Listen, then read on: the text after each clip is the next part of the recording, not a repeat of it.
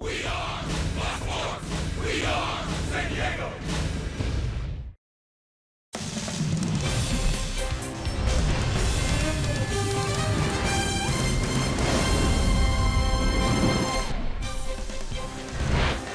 We welcome you to the steamy north side of Chicago, where Austin Hedges limbers up for Game 4 of the series. He's been outstanding last 9 games, hitting at .345 with 4 homers and 7 runs batted in. Back in the starting lineup for the Padres, batting 5th and doing the catching today.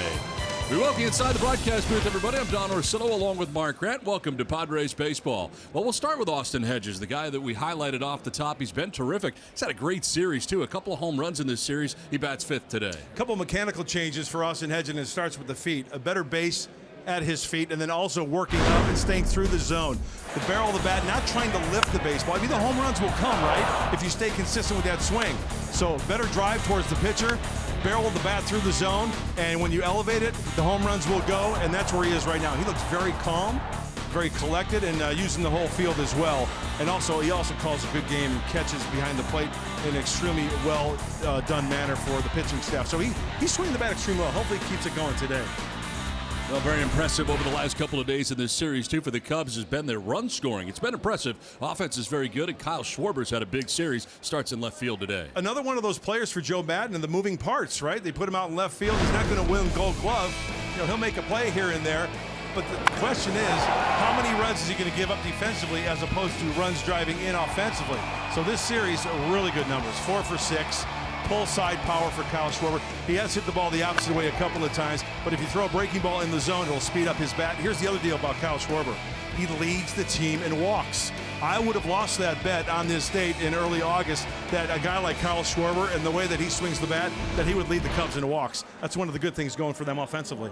Well, today the Padres have the tall task of going up against the very good left-hander John Lester. Has 12 wins on the year, looking for win number 13. Lately, he's been a little bit average, though. Well, the last few outings in July, he had one blip on the radar screw. 8 runs in 3+ innings. But John Lester's been around the block to where he can turn it around. And if there's a place where he wants to turn it around, it's right here in Chicago. He's got a 2+ ERA here at the friendly confines. This is his 4th season with the Cubs. One of the guys, the veteran guys, to really solidify the staff for the Cubs as they go into August and September. You've got Hamels, you get Darvish back hopefully, and then John Lester. You know, he's a tough customer. He's tough to beat here at Wrigley. Padres trying to gain a split of this 4-game series against the Chicago Cubs, and they'll be leaning on Lucchesi. The Padres need a good start from Joey Lucchesi to gain the split of the 4-game series in Chicago. We'll hear from his manager next after this.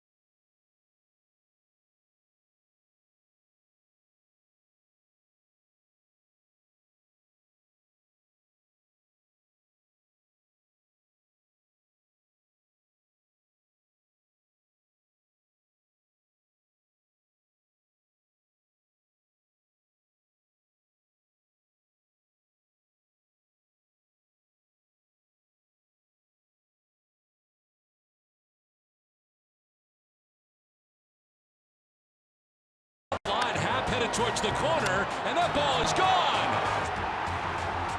Out of the dirt of the track, he leaps and makes the catch. Gobbled up by Hosmer from his knees, throws home, and out at the point.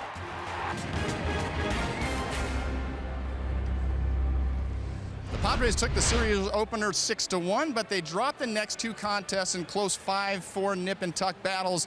The Padres will try to walk away with a series split today. They're going to have to rely on the youngster Joey Lucchesi. He's coming off a rough outing in his last effort, 5 runs versus the Diamondbacks, including 3 home runs. So what is the young lefty going to need to do to get himself back on track? The skipper, Andy Green, explains.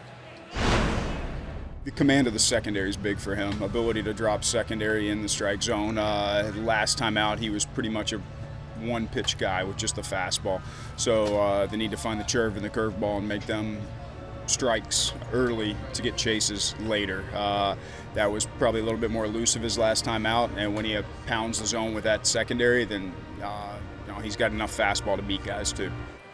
So basically, Joey Lucchesi getting back to being Joey Lucchesi, using his off-speed pitch, especially that curve, and hopefully he's feeling healthy after missing a day with that 24-hour stomach virus. Meanwhile, on the other side, Joe Maddon has a lefty that he's very familiar with. He competed against John Lester for many years while he was skippering the Tampa Bay Rays. Now he's got a chance to manage him and had a chance to be with Lester during a championship. So what makes the veteran lefty so difficult? Joe Maddon explains. Curveball's gotten to become a better pitch. Changeup better than I had seen years ago. Cutter's his cutter, and that's pretty much needs to be there for him to be successful. But pitchability, I think, it used to be more physical, and now he'll dot it up and make pitches. And he's also learning how to elevate because he's primarily been a pitcher that pitches down in the strike zone. Pitchability, he's become more of a complete pitcher. So he's not as much a thrower as he used to be. He's much more of a refined pitcher at this point in his career, although he has been struggling of late. 20 earned runs allowed in his last 5 outings. The Padres will look to keep his struggles going today. We're going to take a quick timeout. When we come back, the Cubs, are they versatile? You better believe it. Javi Baez and others allow Joe Maddon a lot of versatility. Mike and Tony will tell you more about it when they come back, right here on Fox Sports San Diego.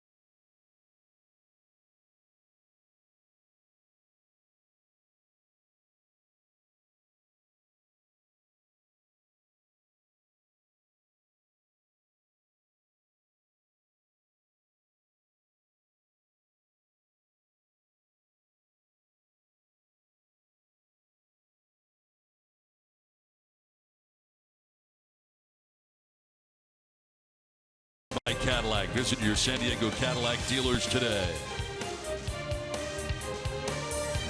Padres and Cubs in the finale of this 4-game series from Chicago, where it is on the warm side again today for the last game of the series, and it's been a pretty exciting series overall. The Padres 2 losses, losing by 1 run in each of the games, same score, 5-4, and the Padres in both of those games.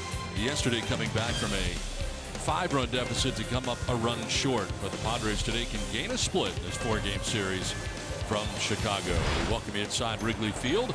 Fans have gathered here once again, and it is, I think, a little warmer today. Feels warmer today than yesterday. I think the humidity is a little higher. There is a breeze once again blowing straight out to center field, but yes, it still feels a little warmer than yesterday. Well, a busy 24 hours as it turns out. A lot of transactions this morning. We take a look at them. Claimed off waivers. Tyson Ross from the St. Louis Cardinals. Jordan Lyles going to the Milwaukee Brewers, who of course will be next for the Padres. Trey Winginter has joined the team. We saw him a lot in spring training. He is big. He throws hard. 98 and 9 miles an hour. Called up from El Paso to make his major league debut at some point here out of the bullpen. And it has been exciting last 24 hours for Trey Winginter. He was asked about how he found out yesterday. It's a dream come true, really. I'm still trying to take it all in and, you know, a little overwhelmed, but I think that's expected. When did you find out? Yesterday when I got to the field. And how'd they let you know? They made up a little story about looking at some video, and I turned the corner and Rod was in his office with Brown's the pitching coach and Aki the bullpen coach, and they were all in there, and they kind of segued their video, watching some video story, into letting me know the news. So not just in the big leagues for the first time, but making his way to the bullpen here at Wrigley Field. That has got to be something for him as he gets out there today. And we may see him today at some point. And we welcome you inside the broadcast booth here at Wrigley Field. And Bud, really a lot of activity in the last 24 hours. I know a lot of people thought with the trade deadline coming and going that maybe there wouldn't be a lot of moves, but the waiver wire deals, well, they've been hot for the Padres in the last 24 hours. Especially in the NL Central, huh? Yeah. We talked about the Cubs being the team that they are in first place, but the other teams chasing the Cubs, the Milwaukee Brewers and the St. Louis Cardinals. And let's face it, everybody tries to bolster their pitching staff, whether it's in the bullpen or in the starting rotation. So Tyson Ross goes to the Redbirds, and they've had some starters that have been hurt. Not as effective, so his experience should help out the Redbirds. When we know that when he's on his game, he's virtually unhittable. And then, of course, Jordan Lyles. Probably we'll see him in Milwaukee, right? Yeah. Bullpen, benches, and starting rotation. I mean, when you look at the teams at the end of the season, when it's all said and done, they're very strong in those categories. So a busy day for the Padres, busy day for their manager, Andy Green, who weighs in on the moves. Jordan Lyles was claimed off waivers, as was Tyson Ross. In both those situations, it's an opportunity for us to look at our younger guys now. It's where we're headed towards, and it's going to give another guy an opportunity to be in the rotation. It's going to give Trey Winginter an opportunity to be in the bullpen for us. In Tyson's case, for the last 3 years, he's been somebody that I've thought incredibly highly of, and it was great to have him have the opportunity to pitch for us this year. And it's good to see him go have the opportunity to pitch in meaningful August and September baseball games, and think the world of him. Well, some changes for the Padres. We will see more younger guys, as Andy said, joining the team, but got an off day tomorrow. So Winginter so far the only guy that is here first and will be available out of the bullpen today for the Padres. Check out the weather report, brought to you by your always sunny Honda dealers of San Diego County. 91 degrees, southwest breeze at 14 miles per hour, partly cloudy the forecast, and right now just kind of a hazy sunshine going on here on the humid side. Don Orsillo, Mark Grant, Bob Scanlon with you for Game 4 of this 4-game series and the end of the first leg of this 2-city tour for the Padres. Let's check out the Padres lineup today for Andy Green, brought to you by your San Diego County Toyota dealers. Manuel Margot is in center field with Eric Hosmer at first base, sliding on up, batting second. Hunter Renfroe in left with Christian Villanueva at third base. Austin Hedges does the catching. He slides up to fifth now. Freddie Galvis at shortstop with Franmil Reyes back, of course, with Will Myers on the DL. Reyes getting the start in right field. He'll bat seventh with Jose Perella at second base, batting eighth, and Joey Lucchesi, the pitcher, batting out of the 9 spot. On the mound today for the Chicago Cubs is John Lester. No doubt probably their best pitcher right now, the 34-year-old veteran making his 23rd start. Really good numbers here at Wrigley this year, 5-2 with a 2.97 Fastball, cutter, curveball, sinker. You know, he works quickly, but with guys who are on base, it kind of slows it down again. And these Padre hitters, they're going to get some pitches to hit. He is a strike thrower.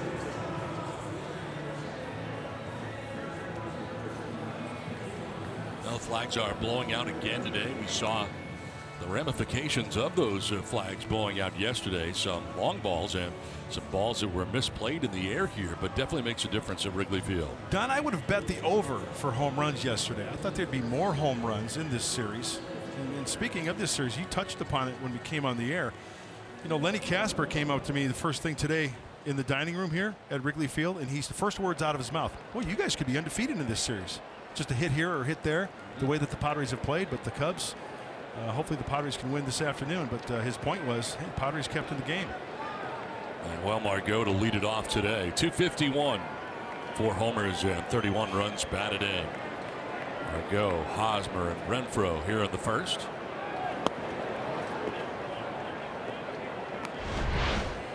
Oh, Manuel Margot coming up here, saying hello to Wilson Contreras. And the home plate umpire, Angel Hernandez. Drops in there for a strike, 1-1.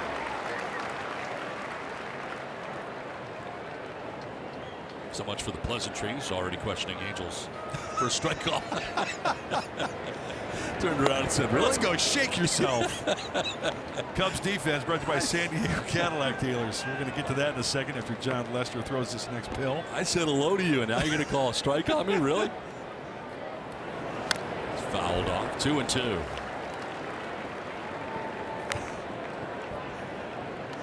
Lester has been walking some, and when he does walk people, it's generally in the first couple of innings. 49 walks this year, 26 of them coming in the first and second inning, just trying to get settled into his outing. So hopefully a walk or two here, and then a base hit, maybe an extra base hit, get on the board. Grounder up the middle into center field, and a base hit from Margot. Good start to the day for the Padres. Oh, there goes the no-hitter. Check out the Cubs defensively. San Diego Cadillac dealers. That ground ball to the center fielder was Albert Almora Jr. in center field. How about at first base today? Rizzo gets the day off. Victor Caratini, 8th start at first base. Baez at second. Russell at short. Bodie at third. In the outfield, Schwarber, Almora Jr., and Ian Happ. Contreras behind the plate, putting down the signs. So Margot starts it off at first base. Leadoff single and brings up Eric Hosmer. 250 with 10 homers and 44 runs batted in.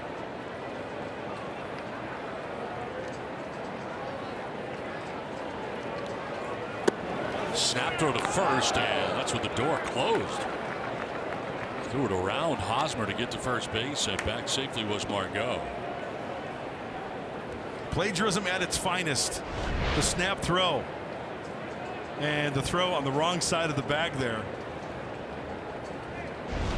And that's why after the secondary lead, yeah, you can get off, but after that pitch is thrown and caught, you got to scamper back. Runner at first, Hosmer waiting on a 1-0.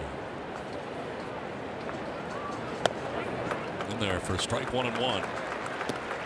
Now John Lester looking for his 13th win of the year, coming in at 12-4. ERA just over 3 at 3.22. And this is 23rd start of the year for Chicago. Second most in the National League. Only Max Scherzer has more wins with 15.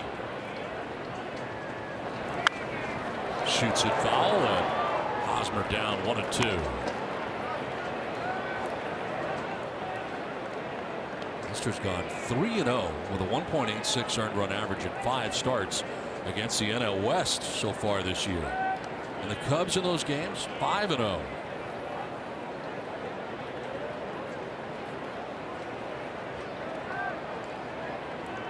Hosmer, the left-handed hitter, up. Ian Happ, right fielder, really backed up. As the pitcher will miss for ball 2. 2-2. Yeah, with the way they're swung around, you can see a little gap that way. If he gets something off speed, he can pull. How deep is Happ, though? Yeah, he's about good, 4 strides from the warning track? Yep. And then shallow in left field is Kyle Schwarber.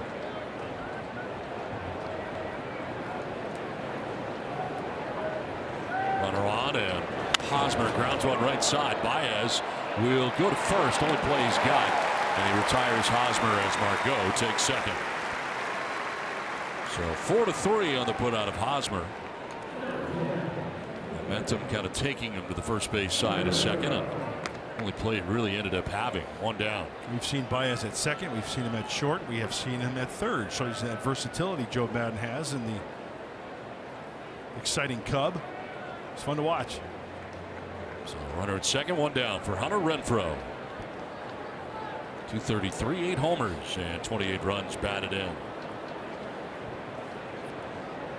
Cheating in at second, Baez. And a snap throw to second base as Margot diving back. And the throw was off the mark. First base side, a second there from Wilson Contreras, who's not afraid to throw to any base at any time. We talked about that in game 1 of the series. He leads Major League Baseball. Wasn't even close at throwing to the bags. And you know what's important? Being aggressive, but also the fielders and on the short hops. Saving an error for the catcher.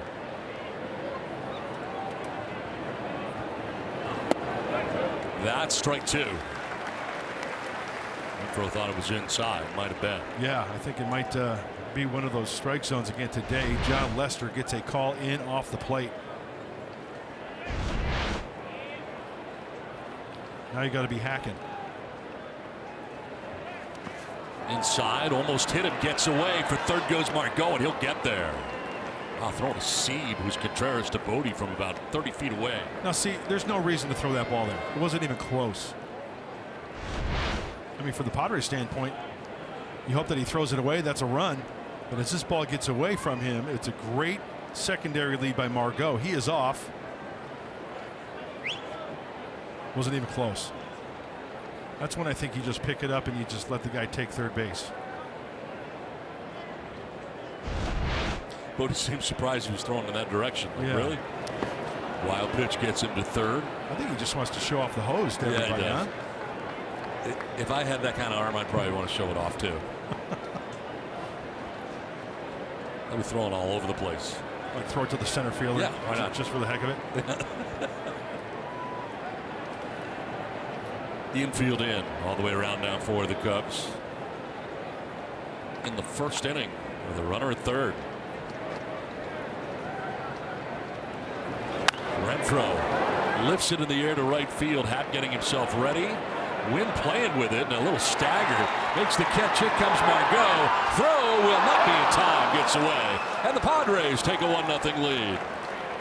Sac fly for Hunter Renfroe to right field, and San Diego on top. A good job battling this at bat, being down 0-2 and getting a pitch to lift to the outfield. Manuel Margot has it timed perfectly. A little help from third base coach Glenn Hoffman. Off and running and getting on the board.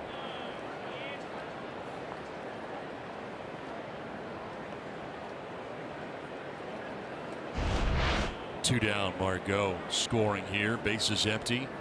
And the Padres on top 1-0 for Christian Villanueva. You know, I like how Hunter did not overswing on that. Just got something up to elevate to the outfield. Umpiring crew today mentioned Angel Hernandez as the plate. Shane Livensbarger at first. Crew chief Fielding Culbreth at second. CB Bucknor. Umpire at third. It's a pop-up foul backing out of play. Villanueva in the cleanup spot.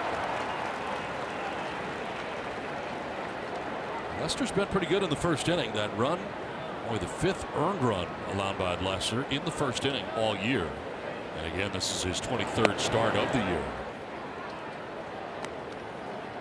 Well, it looks like he's trying to make known that fastball in on the glove side to the right-handed hitters. Popped up foul again. Again, it'll reach the seats. And again, he's trying to bury a fastball in.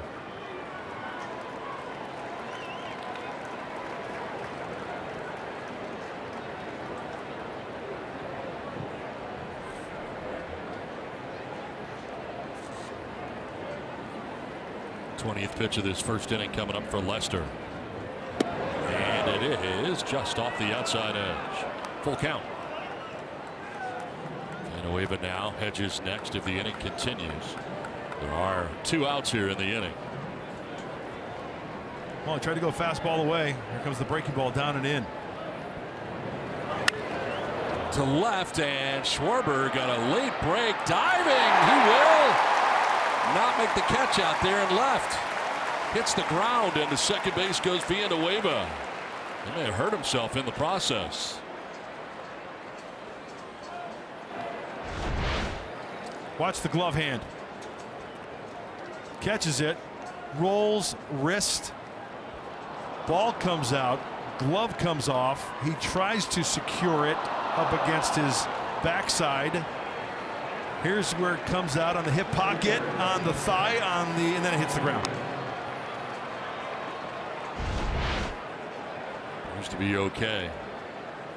Definitely rolled that hand and or wrist over.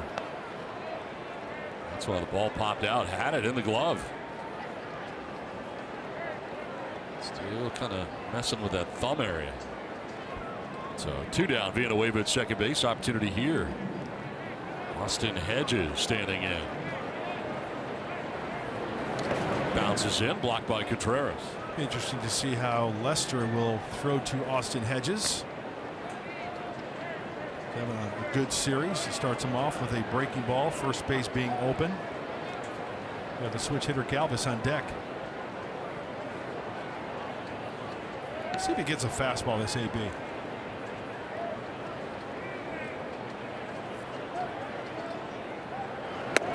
Nope. Gets curveball, and it's 1-1. So first pitch breaking ball, second pitch curveball.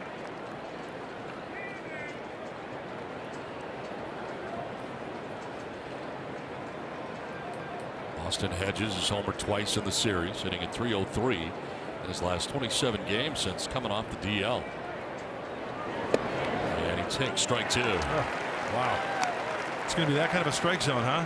Even Austin Hedges having some words with Angel Hernandez. Kind of shakes his head. This is a backdoor breaking ball. That's not even close.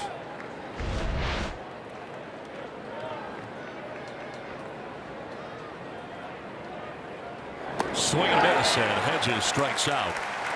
Padres do get a run in the top of the first. The Cubs are coming up.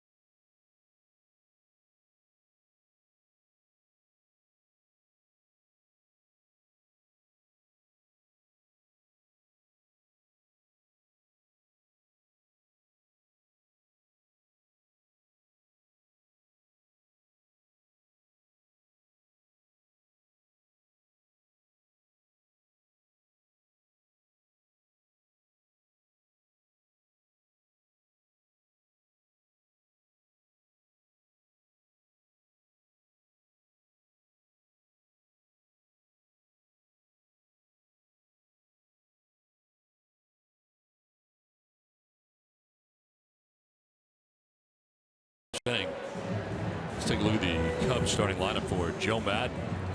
Albert Almora Jr. going to lead it off. He's been coming off the bench each of the last 2 games after starting game 1.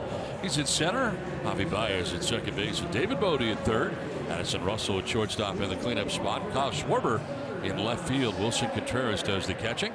Victor Caratini at first base. John Lester, the pitcher, bats out of the 8th spot. And Ian Happ in right field bats 9th. Joey Lucchesi on the mound today for the Padres in game 4 of the series. He has had 3 games to scout these Cubs firsthand. It's tough to win here at Wrigley Field for the opposition. Well above 500. Cubs are 35-20. What is Joey Lucchesi all about? Well, command fastball early and chase the curve late. The pitch up in the zone. Hitters will fish after that fastball up and out of the zone. Mora grounds one to second base right at Perella. First out at the bottom of the first inning. Rest of the Padres defense, we just saw Jose Perella field that one 4-3 for the Padres. He'll be at second base. At shortstop, everyday Freddie Galvis. Christian Villanueva at third base. Eric Hosmer, the Gold Glover, at first. Behind the plate, putting down the signs, Austin Hedges. 10th start in left field. That's Hunter Renfroe. Manuel Margot in center, and Franmil Reyes will be patrolling right field this afternoon. One down here in the first inning brings up Javier Baez. Just under 300 starts a day at 299. 23 homers, 84 runs batted in. Played all over this infield for the Cubs in the series. He's in at second, short at third. Today gets started at second base. On this date, 4 years ago, Javi Baez made his big league debut against Colorado Rockies at Coors Field. He homered in his first game.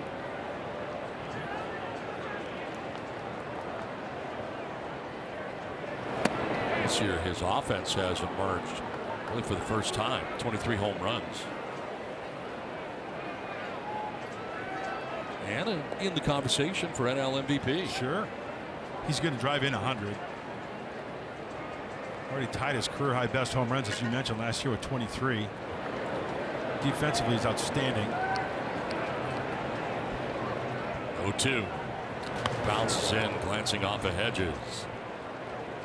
You know what? I neglected to use a nugget yesterday with the starting pitcher, Walker Lockett, on the hill. In 2011, Walker Lockett was a junior in high school and growing up in the Jacksonville area. He hit 18 home runs that year as a prep. You know who led the Jacksonville area in home runs that year? Javi Baez with 22. Huh. They played against one another. And Walker Lockett can swing the shillelagh. 1-2 to Baez. Grounded foul towards the end of the dugout. We're talking about National League MVP and other guys in the conversation. Freddie Freeman, surprise Atlanta Braves this year. Nolan Arenado always in the conversation.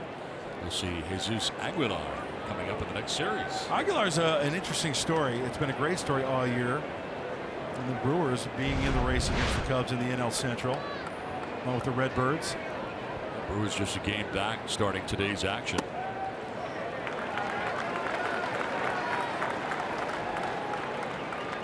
Are you all about an MVP being on a first place team?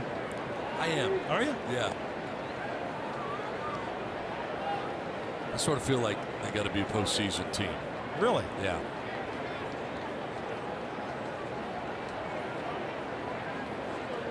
Two. Fouled off to the right.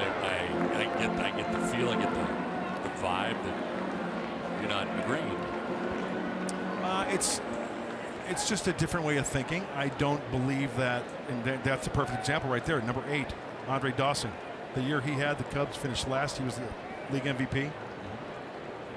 I think the numbers have to be just absolutely crazy. And I'll tell you why. Another reasoning behind my thinking. Down to third. Exploded on Villanueva, but a good pick and a good throw. 2 down. Here's my other thought. You've got a good team like the Cubs, right? You've got protection all around you. You get pitches, you rake, you hit, you drive in the numbers. You're on a horrible team. There's no protection, but yet you put up numbers like that. That, to me, is the indication of a guy who is one heck of a player and has credence for being an MVP. I'll buy that. That's just my one That's argument. a good argument. Yeah. I like that. 1-2 down here in the first inning brings up David Bodie. Made some great plays defensively at third base coming off the bench. One of the defensive changes for Joe Madden. He's got a strong arm. Good defensively. Good at the plate. Yeah. 310 average coming in.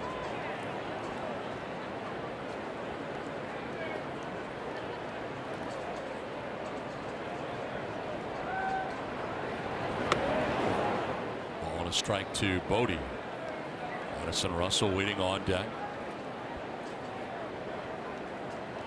How are you on pitchers winning MVPs? I'm all for it. Really? Oh, I'm getting a vibe. Yeah. that you don't agree with me. Nope, they got their own award. It's called the Cy Young Award. Very valid point. To right field. That's going to get down to the right field corner. Bodie headed for second base. Ramil Reyes digs it out, but it's a 2-out double for David Bodie.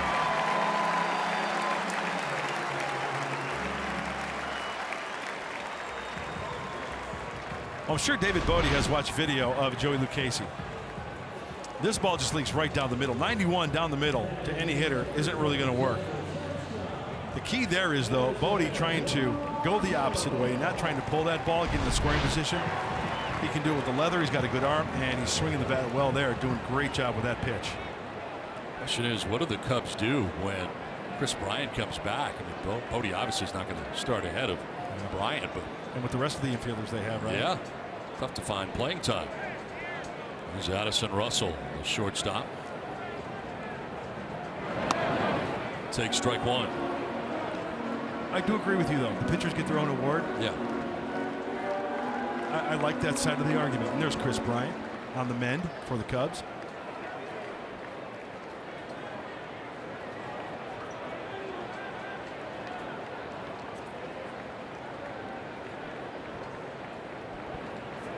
I got another argument, too. This one fouled out. I don't think a guy who pitches every 5 days could be the most valuable player for your team. I see the argument where it has to be an everyday guy. Okay. I see that argument as well. Okay. And once again, I think it falls under the category of numbers have to be so ridiculously crazy, maybe, that a pitcher. I'm with you. Okay. So, hey, we're all good. Okay, we're all right. The vibe is gone. Yeah. The vibe's back, but it's always a good vibe. Yes. Positive. Positive train. 0-2 pitch. Foul back. Understand Scan disagrees with us both somehow.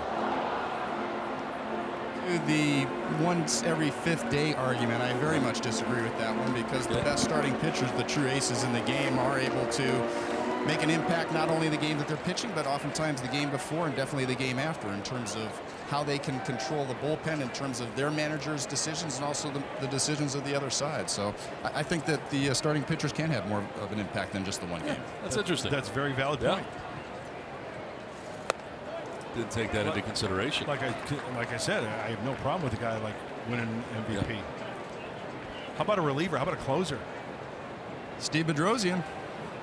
It was a big controversy. I was actually with Bedrock in Philadelphia when he won that award, and he said that he took a lot of flack from the media and from fans about that one, and didn't get very many promotional opportunities during the offseason either. So still, he deserved it. To short, Galvis hops up, makes the throw in time. Nicely done.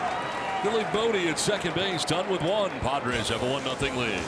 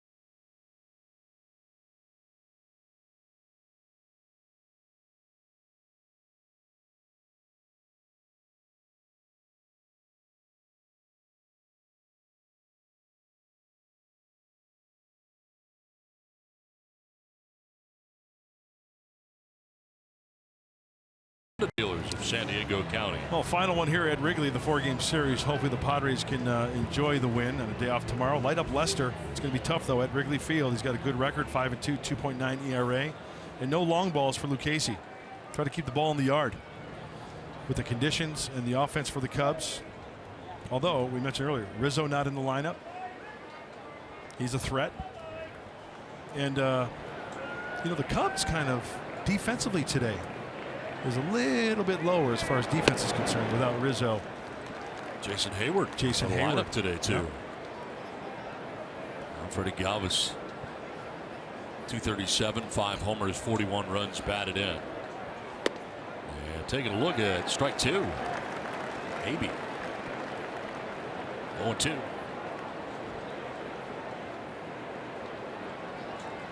Wants to bounce this one. Fly ball left field. Schwarber back onto the edge of the track. At the wall. That ball is gone. Wow. That ball carried to left field and out of the yard for Freddie Galvis. That, my friends, was wind aided. Wind blowing out, and that ball just got up into the jet stream from where Schwarber started. Kind of was camped in front of the track, and then it just keeps going. And the Padres take a 2-0 lead on a home run by Freddie Galvis. I mean, let's go back to the swing. This is a breaky ball down. Watch how Freddie goes out in front and gets it. I mean, it's not like he squares this one up. Look at how far out in front. He's got to stay back, and then it's almost all upper body. And then the trajectory of the ball off the bat, it just kept going and going and going. As you mentioned, Don, wind aided. Take it. 2-0. Might be one of those days. For Freddie Galvis, only the second time in his career he's homered on an 0-2 pitch. Franmil Reyes back from El Paso. At the start today. And right field for the Padres, moving Renfroe from right to left. Of course, with Will Myers on the DL.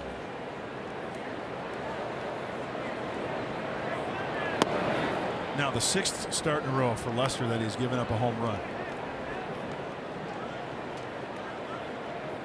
Lester winless in 3 starts since the All-Star break, 0-2. Allowing 13 earned runs in 14 innings. Lost to the Pirates in his most recent outing. Allowed 4 runs in 5 innings. Freddie Galvis with a home run here has put the Padres on top 2-0.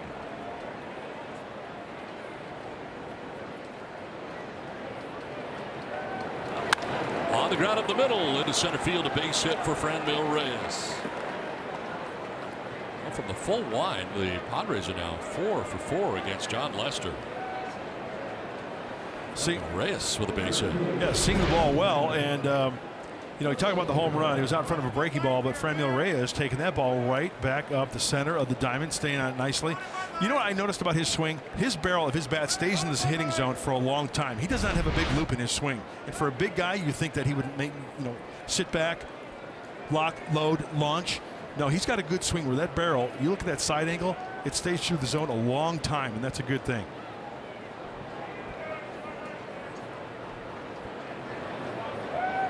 Jose Perella takes strike 1. Padres second baseman, 253, 3 homers, 27 runs batted in, batting out of the 8th spot. Start to the second inning for San Diego. The home run by Galvis, single by Reyes. That's a ball and a strike now to Perella. Well, if Jose Perella can avoid the 2-strike count, get a good pitch here, take a ball for a 2-1 count, and just work into Lester to where he has to come to him, do some damage. Today you don't have to pull the ball to get it out of here. Check swing grounder to first. Caratini double pump to second. They'll get the lead runner. Again, that is not at first base today. Anthony Rizzo. Victor Caratini is at first base today. They'll get the lead runner in Reyes.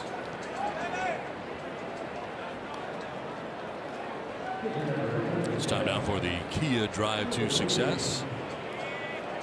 John Lester, best winning percentage since 2016. Only Scherzer and Kluber ahead of Lester. That's what Bob Scanlon was talking about earlier as far as pitchers winning awards, MVPs. Well, yeah, we'll take that winning percentage for a guy once every 5 days.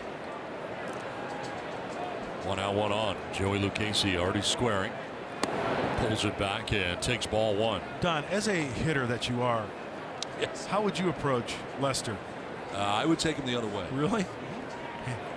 Hands first, barrel follow. Yep, exactly. Wear it out. Let Right, the ball travel. right center, right field line. Right field line. Punches. I've been watching John Lester a lot of years, Yeah. and I know how I'd approach him. Well, Joey Lucchese, I'm going to say it, he's not a good bunter. He doesn't show good form, and he needs to get this bunt down. This is a very integral part of his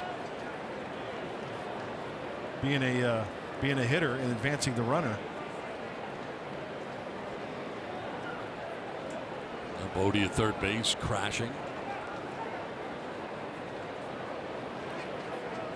Casey again squaring. Pulls it back. Bodie's right in his grill by the time that Casey he swings at it at some point. Joey has no sacrifices now. This is his 22nd at bat. As Bodie is stretching the quads there, anticipating that bunt down the third baseline. Foul. 2-2.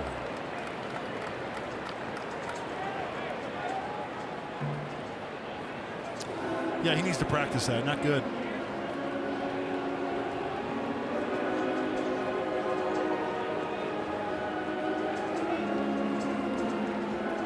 And 40 pitches already for John Lester. Through an inning and a third today. Working hard on a hot day in Chicago. Padres making him work hard right now.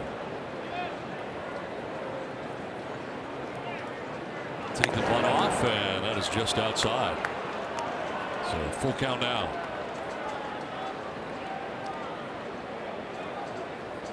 Middle infield at double play depth with 1 out and Perella at first base. All 4 of the Padres hits have come with 2 strikes. And that's ball 4. I think. Yeah. Joey, you can go to first. You can go to first, Joey. That's 4. There you go. There's 4 in this league. So he walks him. I just think Lester wanted to do.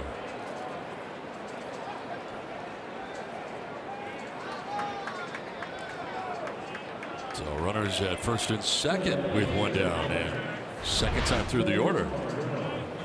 Well, here's the last pitch. It's ball 4, and Joey's like, okay, and Angel says that's 4. That's 4. That's 4, Joey. That's 4. That's 4 of them. Here you go. Gotta go. Gotta go. Can't stay here.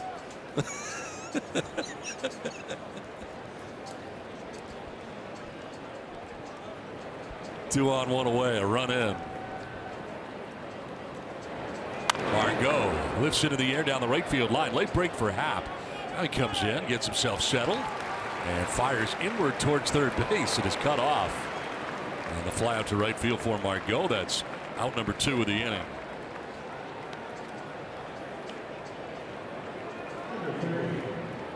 So 2 down. It'll bring up Eric Hosmer.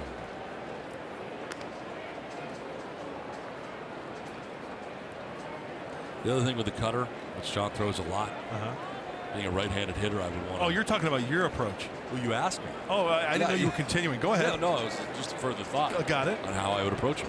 A little bit of what Margot just tried to do there, which was go the other way. So you wouldn't try to turn on that cutter, getting in your kit? Really? No, I don't have the ability to spin. Because of the boiler? Yep. Line to center. Almora on the move. Won't get it. It's to the track of the wall. They're going to run a while. Perella has scored. Lucchese coming from first will score. Hosmer makes his way to third. It's a 2-run triple, and the Padres, with a couple of runs here, have now taken a 4-0 lead. Almora gambling out there in center field, laying it out when he couldn't catch it. It was going to go all the way to the ivy in center field. And 2 more Padres runs score. It's 4-0 San Diego. Well, first of all, this ball was scalded. Secondly, Almora Jr. is on the shortstop side of second base. Hosmer pulls this ball. Joey Casey. Oh, is he a piece of work? And Almora was, he did a straight beeline to his left. That ball was hit so hard. That was his only chance, I thought, trying to at least get glove on it to prevent it from going to the wall.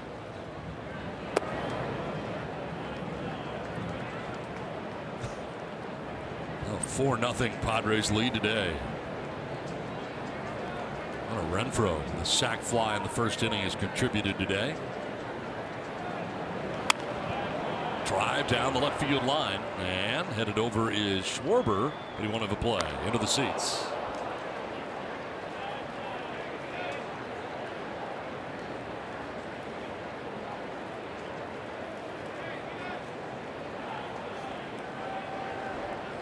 It's nice that the Padres are rattling the cage of John Lester early. A lot of pitches. This will be the 47th of his outing, inning in 2/3 deep. That's strike. Picks up the outside corner.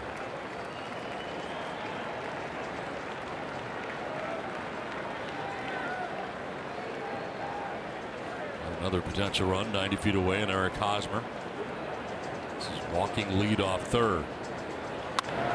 In the air to right, sending Happ back a few steps. And he'll make the catch. It puts an end to this top of the second inning. But the Padres tack on a 3 spot. Take a 4-0 lead to the bottom of the second inning. Home run for Galvis. It's part of a Padres 4-0 lead through an inning and a half.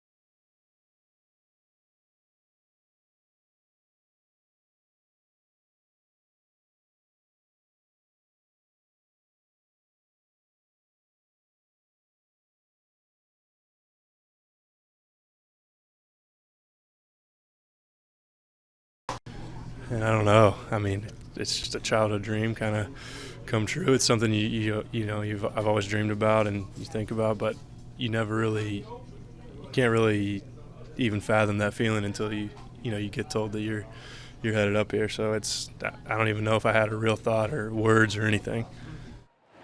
That's newly minted Padre Trey Wigginter talking about the call-up. He was almost speechless at that moment. You can tell his first call was to his parents. He said that was a very emotional moment for him, very excited to be here. And really this notes the change of this Padre organization in terms of some of the young guns starting to come up here, guys. He's going to be a great addition to this bullpen. 95 to 100 mile an hour fastball. He had a 3.45 earned run average in AAA and had only been scored on twice in his last 19 outings. Don and Mudd, good to have the young gun in the bullpen today. Yeah, Scan, it sounds like he's earned it to be here. Welcome to the big leagues. Go get him, kid. You've proven what you can do in AAA. Tough league, by the way, PCL. Especially to pitch in. Yeah. And Kyle Schwarber leading it off here for the Cubs. Schwarber, Contreras, and Caratini with the Padres on top 4-0 today. San Diego on a shift on the right side of the infield.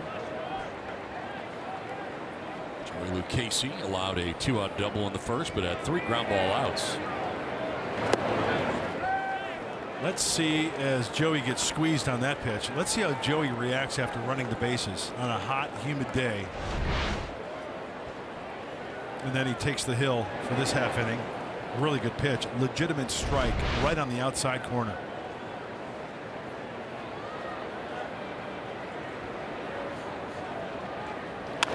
Down the left field line foul. How you holding up over there, Hoss? It's pretty hot in here today. Yeah, it's like a kiln. I brought in some clay. I formed a pot. It's going to be a pot at the end of the day. It's like a wall of heat in this window. Yeah. Drink a lot of water.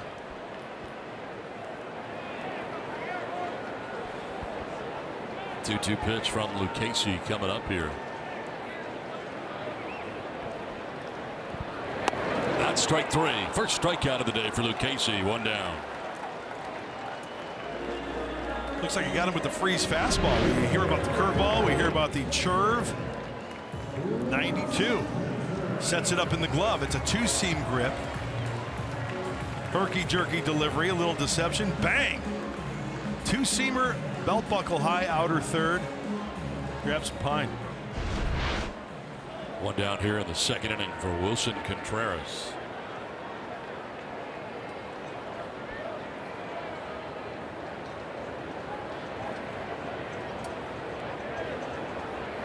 Talk about it a lot in the series. The Cubs play great baseball at home here at Wrigley Field. They feel like they have a home field advantage. They've won 22 of their last 32 games at Wrigley.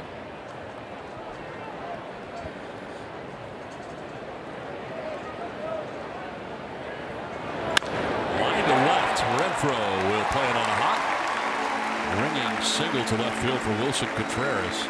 Second hit of the day for the Cubs. The ball was tattooed. Thank goodness for Joey Lucchese that ball is doesn't have any launch angle on it. It's a one hopper to Renfro. One out, one on. Victor Caratini coming up.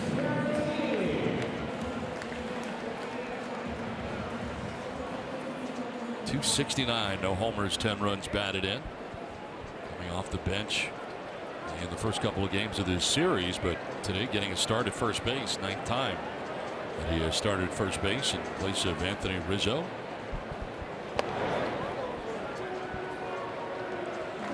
Lucchese was slated to start on Saturday, pushed back due to a stomach bug.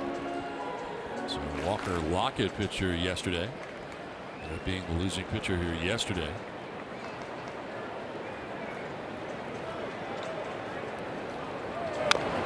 His recent start for Lucchese was against the Diamondbacks last Sunday. About 5 runs in 4 1/3, and a 5-4 D-backs win. Back to Joey 1-3 with a 5.21 earned run average in his last 4 starts. But today posted to a 4-0 advantage, working with 1 out in the second inning.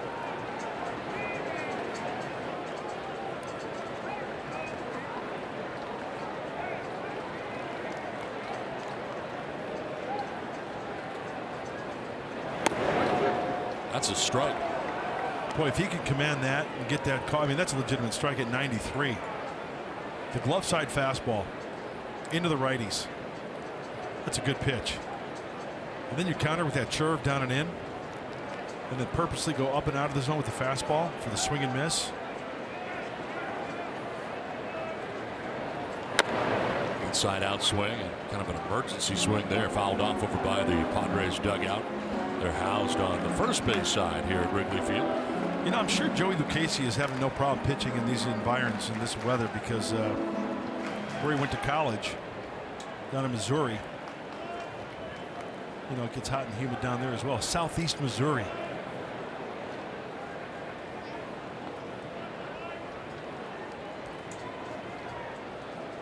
Originally from Northern California. 1-2 pitch. A little pop up back at first, foul ground that'll fall harmlessly over by the tarp area, not in the air long enough for Hosmer to be able to run that down. And a broken bat. How awesome is that? Aaron, a Padre fan too. Yeah, good for him. I'll tell you what, that kid's favorite player right now is Eric Hosmer. Forever and ever. That's priceless. That's great.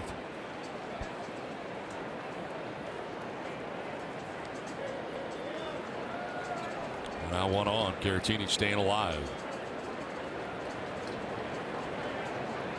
Contreras jumping out to a lead at first base. high. 2-2. You know, that ball wasn't that far from being a strike. Nope.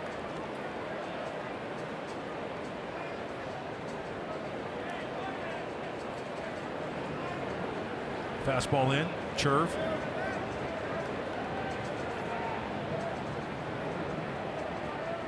Swing and a miss, and he strikes out.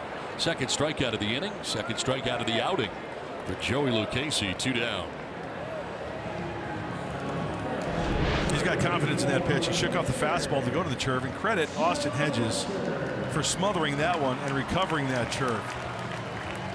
Good position, ball bouncing around a little bit. Austin getting beat up there.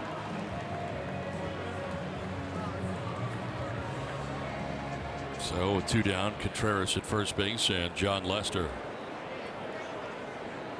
First plate appearance of the day. He's got 5 hits on the year. And 45 at bats, and sends a 2-hopper to short. Galvis looked at second, but will throw to first for the out. That'll end the inning. We played 2 from Wrigley Field, 4-0 Padres.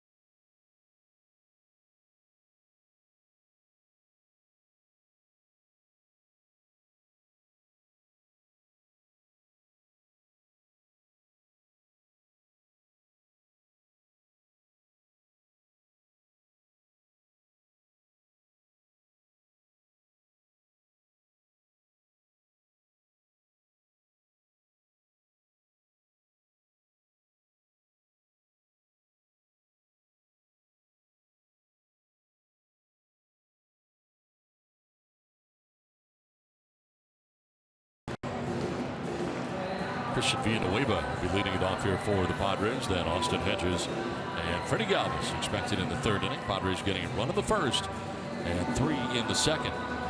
Masters had to throw a lot of pitches here today out of the gate. Had to work hard on a hot day. It's not been easy so far. It's got to be frustrating for a pitcher as well. Like the pitch to Freddie Galvis was a breaking ball, was down, he caught it way out in front and got blown out of here for a home run. Got to be frustrating for any pitcher. But they've gotten to him early. Keep it up.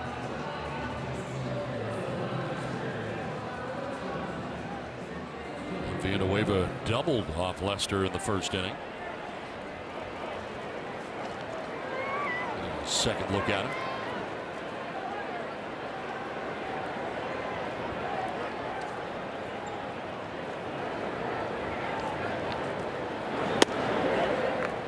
Kind of surrounded the plate but missed outside.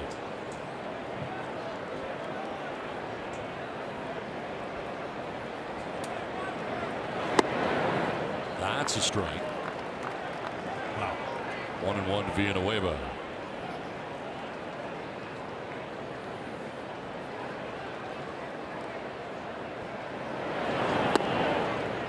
Just hit Villanueva again.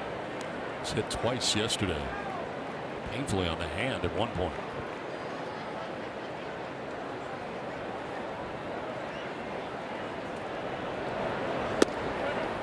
Oh. Wow. Yeah. You know, this game's tough enough already to where, you know, hitting and pitching alike. But you start getting calls like that, it takes the bat right out of the hitter's hands. No chance. And he's going to go right back out there.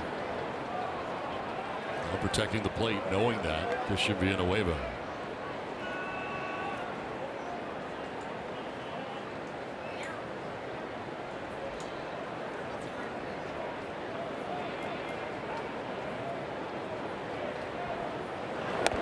elevates and being away but not chasing.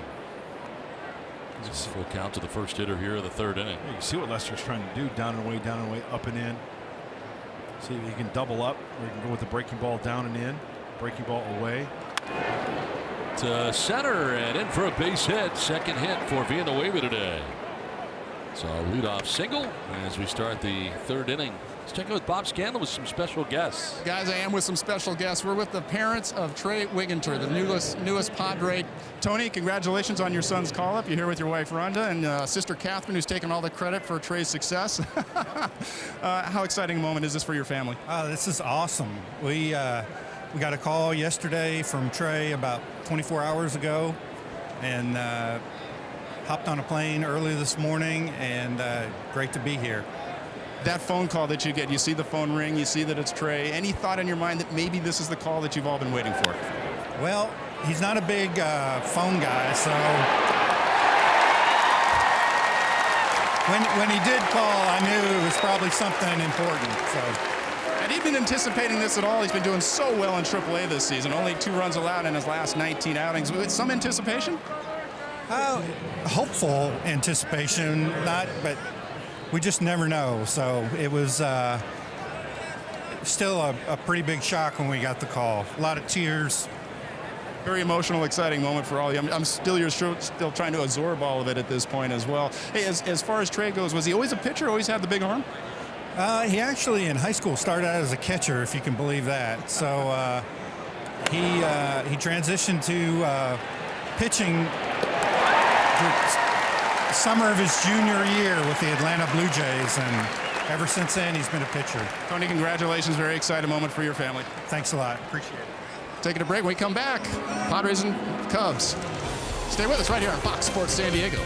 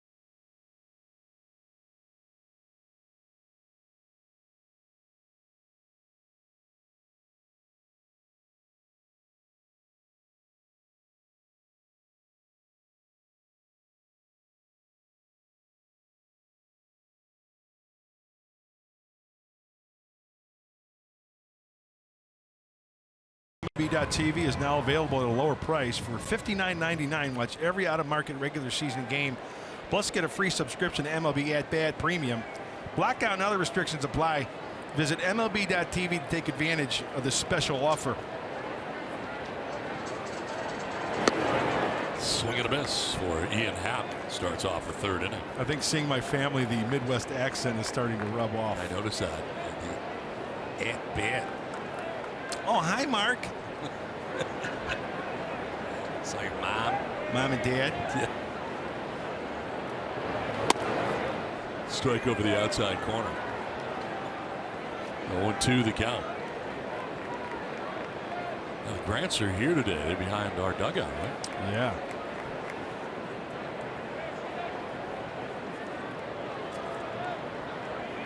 Happ leading it off. Almora, then Baez.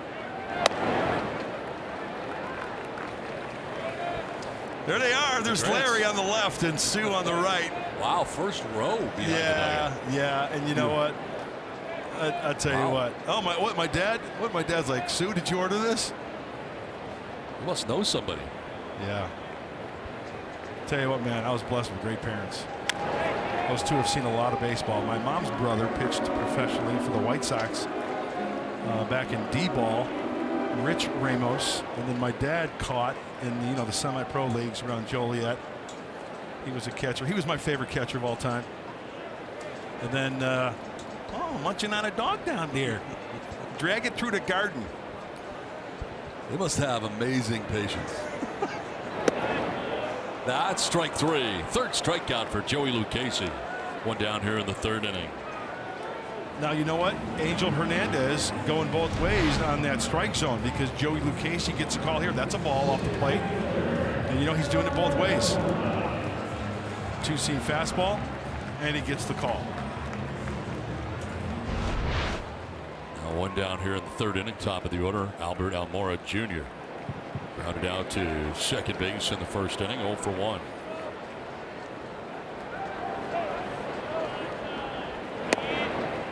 I'm just figuring that if you are the way you are at whatever you are, 54, 55, probably at 12 you were more than annoying. Let me just say this.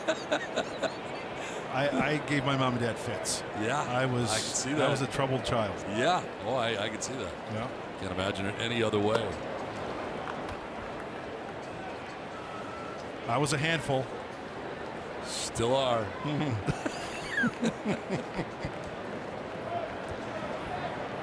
Your dad told me to keep you in line. Yeah, I know he did. Yeah. I said I will do. I'll try. Not easy. 0-2 pitch.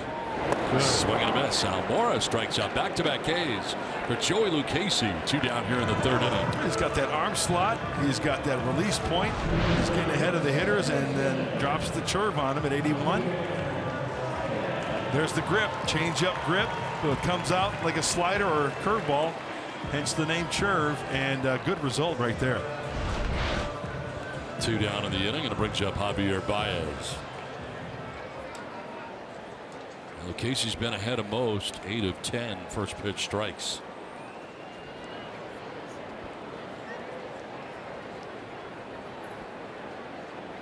Javier Baez grounded out to the third baseman, Christian Villanueva, in the first inning, 0 for 1.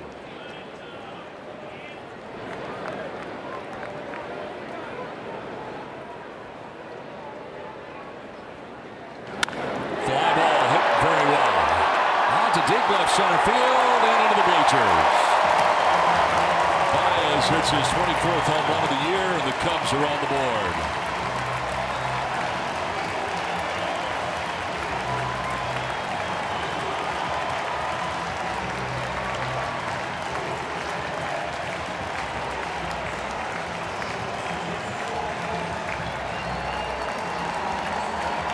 Well, nowadays we talk about hitters wanting to lift the baseball. We hear about launch angle all the time. Well, what comes into play after a guy launches and the big backswing?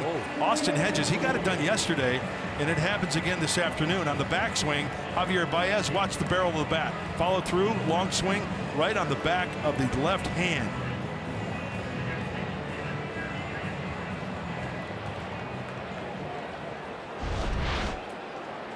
24th home run for Baez as the Cubs on the board, 4-1 Padres.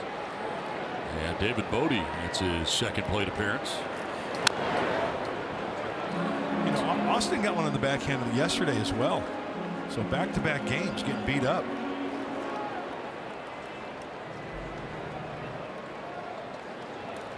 All those launch angle type swings now in the follow-through. Hey, back in the day, you go back to 60s, 70s, 80s, guys were front foot hitters, right? A lot of front foot out front. Now it's big swing, big follow through, hand off the bat. Catcher gets it on the hand, on the helmet, on the elbow. It's not that the catcher's any closer. No.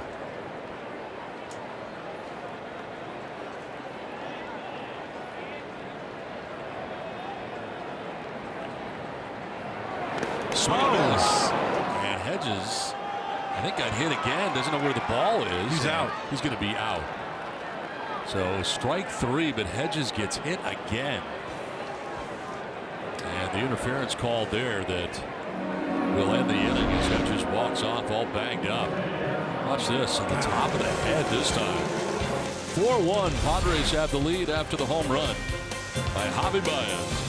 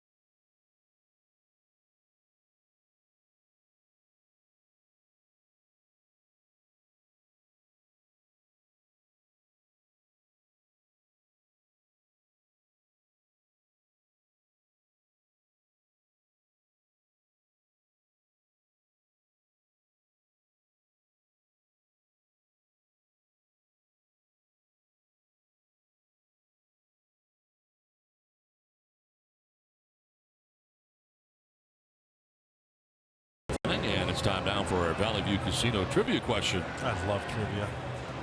Today's question: Ernie Banks hit 512 career home runs. Did he ever hit a home run in San Diego? Tweet us your answers by the end of the inning using hashtag Valley View Trivia.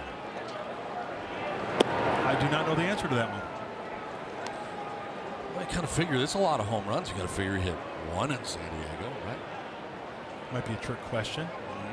Ernie Banks played when there was no inner wall in San Diego. You had to hit it over the big brick wall or the big concrete wall, so that might come into play. I think it's a trick question. My gut tells me no, he never hit a home run in San Diego.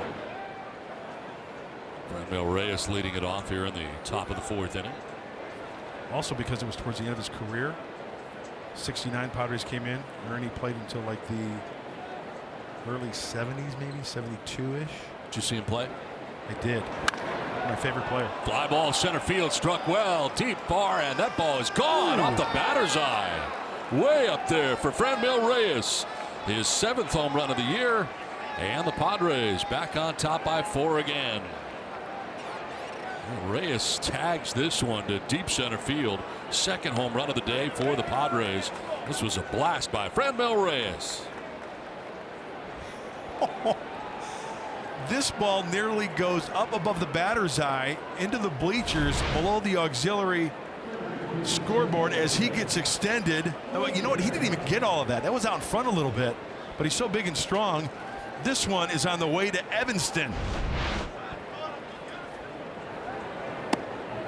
Mora Jr., the center fielder, took about a step, maybe 2, and realized that it wasn't happening. I don't think I've ever seen a ball hit that far here at Wrigley Field. To center field. 5-1, Padres on top.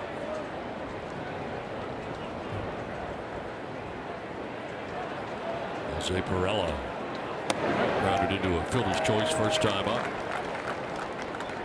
Well, the 4th time ever Lester has allowed a homer on a 3-0 pitch. As Reyes got the green light, made good. Fly ball right field. Ian Happ coming in for the first out of the 4th inning.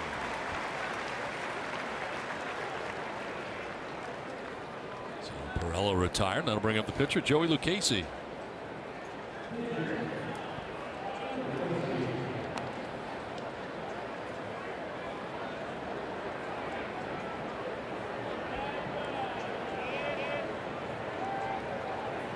walked in the second inning. Came around to score the 4th Padres run of the day.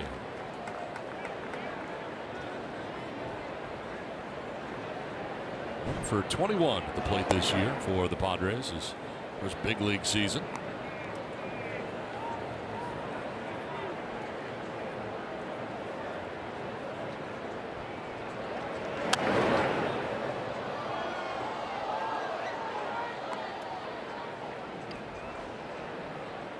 Casey, who has just the 1 hit on the year, has walked 4 times.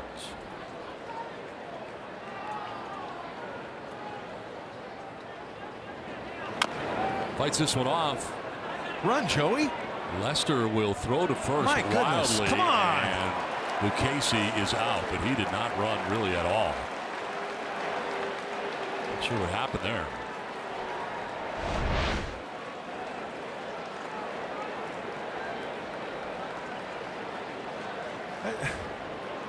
The history of John Lester, who can't throw the bases. There's no excuse for that. Threw very wildly to first base.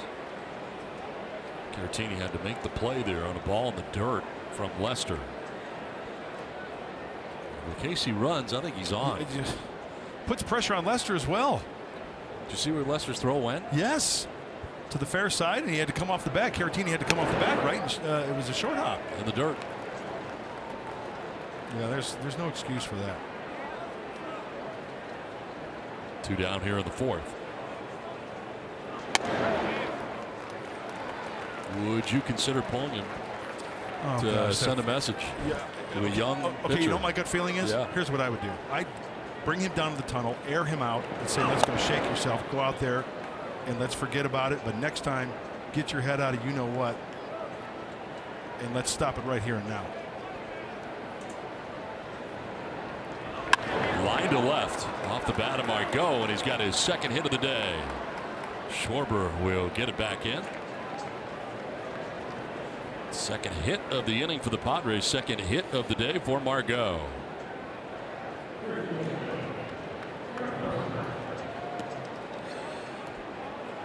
Statcast AI is powered by AWS, and we'll see how far this home run went for Franmil Reyes.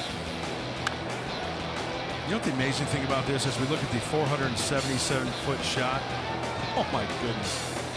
Franmil caught that ball kind of out in front. It wasn't one of those to where he let the ball travel a little bit and put his best swing on it. That's the scary part. Runner goes, pitch a ball, throw down, and out. And one more go, gunned down by the catcher Contreras. See if the Padres are going to challenge this or not.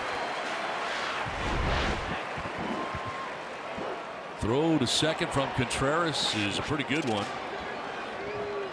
And does he get the tag down? Looks like he may have.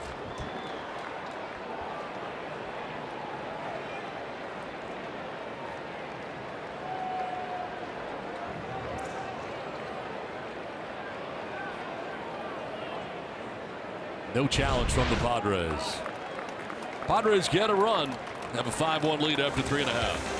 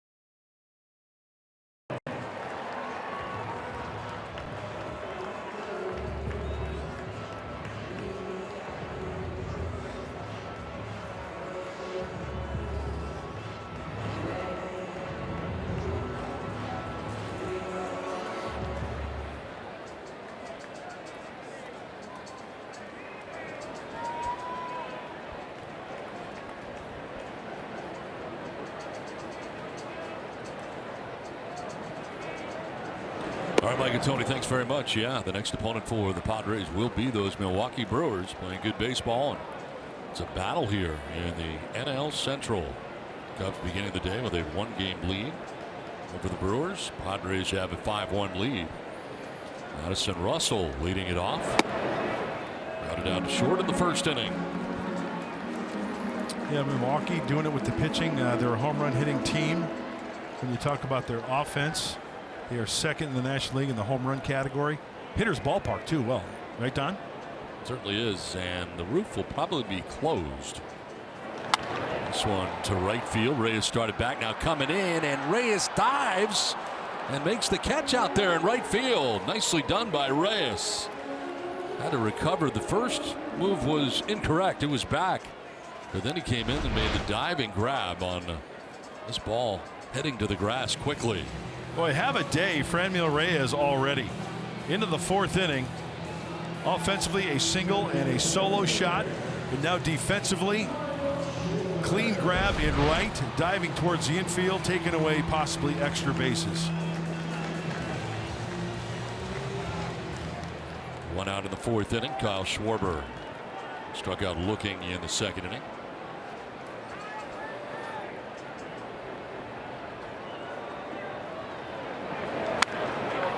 Shallow center, back a second, and it's Villanueva in the shift. Third baseman ducking back to make the catch. 2 down. This time out with the answer to today's trivia question. Brought to you by Valley View Casino. Ernie Banks hit 512 career home runs. Did he ever hit a home run in San Diego? One, May 24th, 1969. Had 4 of them here, though, at Wrigley Field against the Padres, but he had 1. Yeah, as I said, first year, right? They did not have that inner wall. You had to hit it over the tall concrete wall. 2 down here in the 4th inning. Wilson Contreras.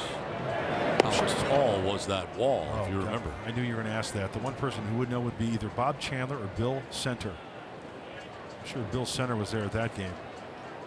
I know Bullet Bob was. Maybe 35 feet tall, maybe 30 feet tall.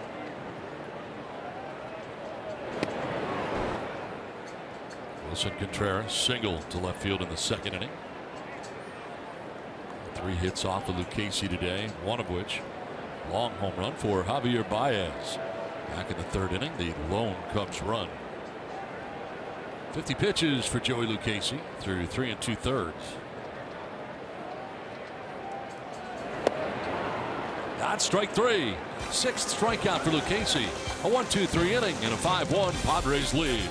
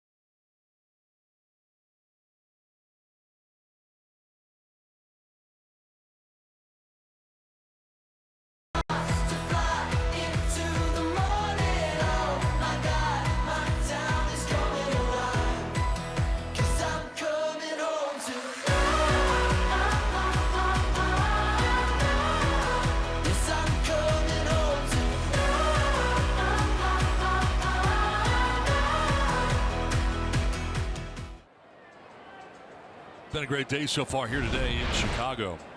Padres have a 5-1 lead, game 4 of the series. And Eric Hosmer leading it off here in the 5th. Hosmer has grounded out to second and hit a 2-run triple in the second inning. Lester's already thrown 75 pitches.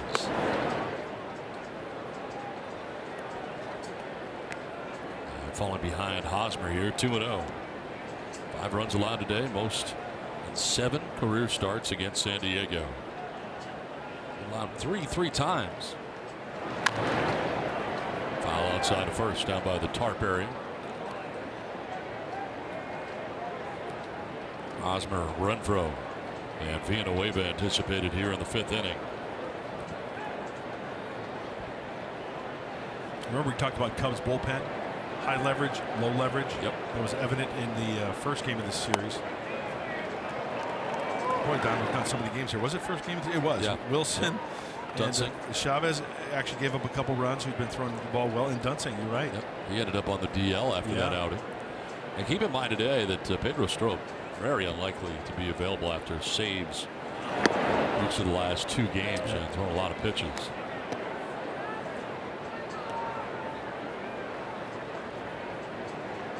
He's 5 out of 6 in save opportunities while Brandon Morrow has been on the DL. Done a good job. Pitch 80 for Lester. It's popped up right side. Baez, glasses on, makes the catch. A stride on the outfield grass. Let's check in with Scan.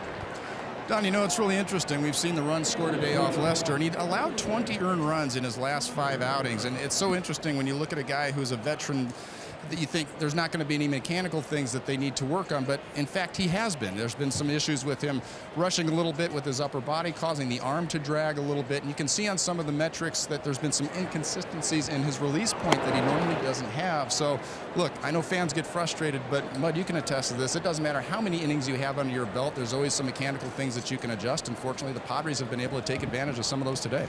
Yeah, rather than the swing through or the foul ball, they were taking advantage of crushing some pitches. And talk about one in particular, Franmil Reyes, 2 for 2, a single and a home run. Talk about feeling good and seeing the ball well. And another key, I will reiterate, get into that bullpen to the lower leverage guys and add on to that 5. Really good with Lester in the full windup too. 7 for 11 are Padres hitters today when he's in the windup rather than the stretch.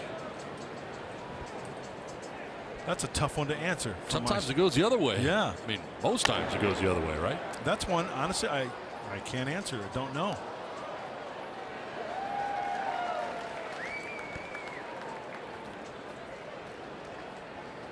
Renfroe has hit a sacrifice fly to right field in the 1st and then flied out to right. Both times Ian Happ out there in right field. You know, Don, to your question earlier, Don, about the windup versus the stretch, I mean, sometimes there's just more moving parts out of the windup and it's more easy to get out of sync. That's sometimes why we see some of the taller guys especially try to work out of the stretch out of the bullpen. Popped up. This will be again Baez. And he handles out number 2. So I'm guessing, as a big guy yourself, Scan, that perhaps better out of the stretch than from the windup yourself, or no? No question about it. And what was interesting, when I first came up, Don, I spent a lot more of my bullpen time working out of the windup, thinking, look, if I don't let anybody on, that's a better place to be. But then I watched Greg Maddox's bullpens, and he spent very little time out of the windup. He spent most of his time out of the stretch, saying, look, when the game is on the line, this is where I need to be my best, and this is where I can get most consistent with my mechanics. After watching his example, I changed how my workouts went, and it helped me to be even more effective out of the stretch when you really need to be at your best. Villanueva fouls it back, evens a count of 1-1. Bud, did you make any adjustments throughout your career in terms of your warm-up routines or where you spent your time? I did, and I went strictly from the windup later because I wanted to keep it simple. From the belt, the stretch position, the leg kick, the hands up, the hands parting, going towards the plate. So, like you said, fewer moving parts, Scan. And then when I went to Seattle, I was in the rotation. I said, you know, I want to get the most out of my body, so I went back to the windup, and I found a happy medium going for the windup, but yet kept it really simple. But the majority time out of the stretch. Makes sense. Yep.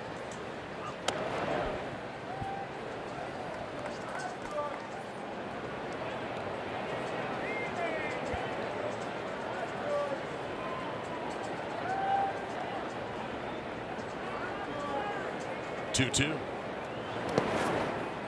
Bounces in and gathered by Contreras. By the way, my good friend who I love dearly, Bob Chandler, announcer for the Padres for many years. 17 feet high. In 1970, Nate Colbert hit 38 home runs plus 17 balls that hit outfield wall on the fly. With the inner fence, he would have had 55 plus home runs. So thank you, Bob. He always watches.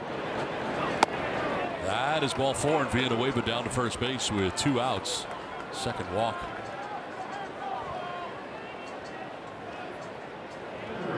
There's left-hander Jim Deshaies, former Padre.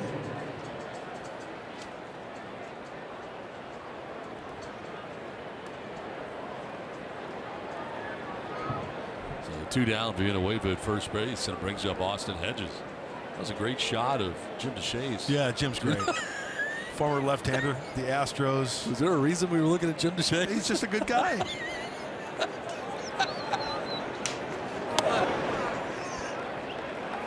Did Zach think you were talking about Jim Deshaies when you were talking about Bob Chandler? Oh.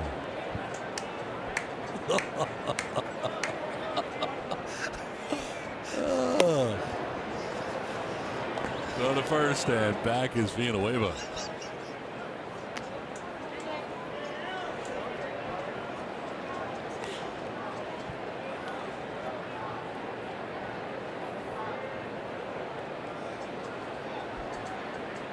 Villanueva at first, 2 down.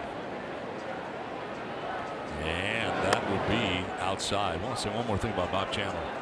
When I joined the organization, I didn't know a great deal about the San Diego Padres history, and I read his book. He gave me his book in spring training. I'll tell you what, it was awesome. I got up to speed in a hurry. It's a great book. He is a true historian of the San Diego Padres. The funny stories, that, I mean, just not just history, but I mean, he had a lot of great stuff in there. He's great. I love him dearly.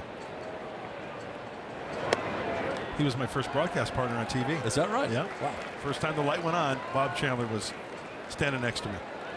And he couldn't have been more gracious with his time,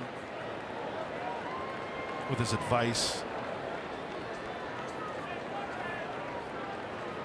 2-2 pitch coming up here to Hedges. Line to right. Happ is there, and he makes the catch, middle of the cap high. To end the inning. Halfway through, Padres have a 5-1 lead.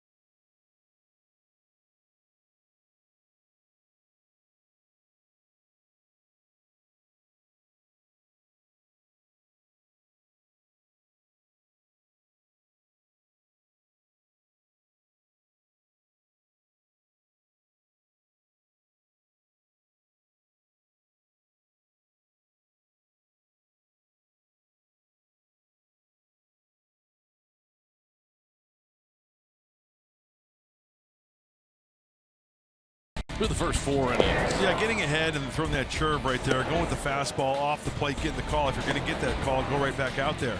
Occasionally he will go up as well, but a great job also by Austin Hedges keeping that ball in front of him on the swings and misses. He's got a 4-run pad as he starts his 5th inning of work.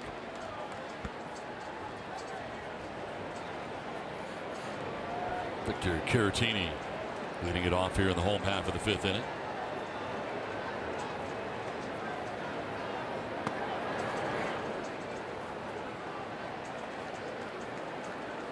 Okay, we do have a tie now to Jim DeShays. Okay, you ready? I can't wait. Okay, Bob Chandler was announcing games when he was a Padre. How about that? So that's what Zach was doing. He knew that. Kid foul back to the screen. Zach, our director, of course, is who we're referring to. Yeah, in fact, JD was telling us that story, how he got signed with the Padres in the dining room prior to yesterday's game. Yep.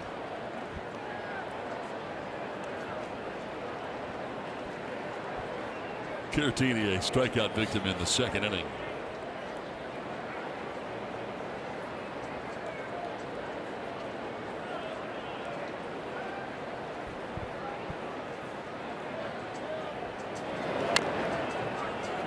Fouls it off, stays alive.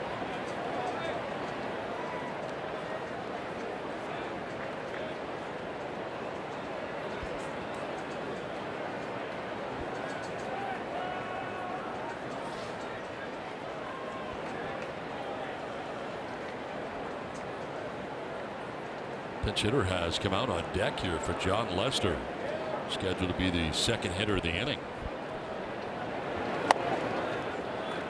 Tommy LaStella, the pinch hitter, coming out on deck. Their best pinch hitter.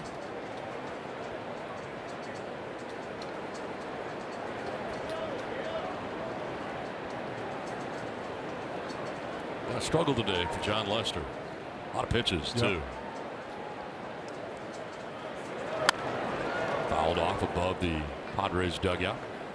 Joey trying to bury that fastball in, and the right-handed hitters tough to get extended. It was 92 and on the fists.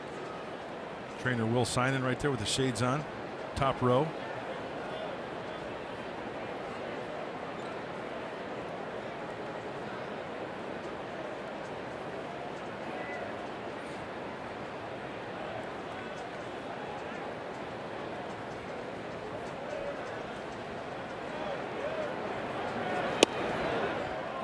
Wow, very close. Thought he had strike three. It's up at 2-2. A moment ago, I said LaStella, the best pinch hitter that the Cubs have. That'd be the best pinch hitter in the majors. He's got a major league high 16 pinch hits. And he is on deck for John Lester here in the bottom of the fifth inning. 2-2 to Caratini. Fouls off another. Off Hedges. Tough day today for Austin. Foul tips, bats. It's hot, it's humid, it's getting it on the hand, getting the top of the helmet.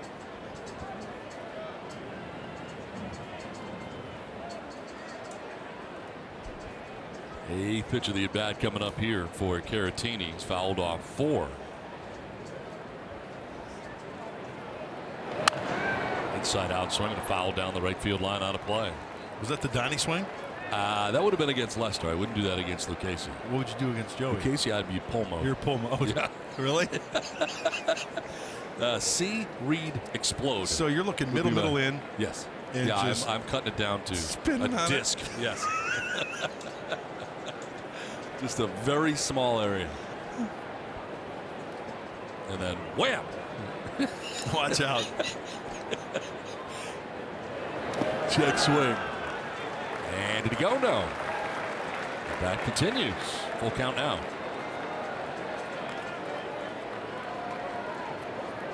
Went with the changeup down, and he's not biting. Does he go? No, I'll give him that one. He checked his swing on that one.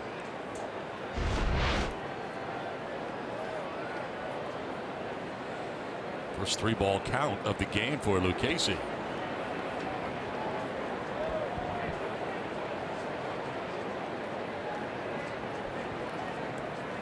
Swing and a miss. Foul tip into the catcher's mitt for strike 3. 7 Ks for Lucchesi. When you're America's Best Value, you don't need fancy uniforms. How'd you know it was clip-on? One down in the fifth, and Tommy LaStella hitting for John Lester.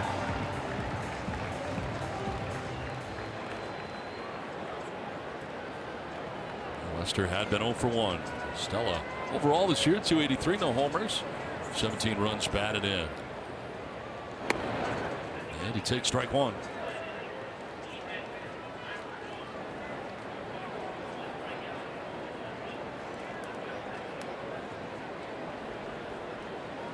So the Padres get to Lester early, and Lester leaves after 5 innings. Gives up 8 hits, 5 runs, walked 2, struck out 1.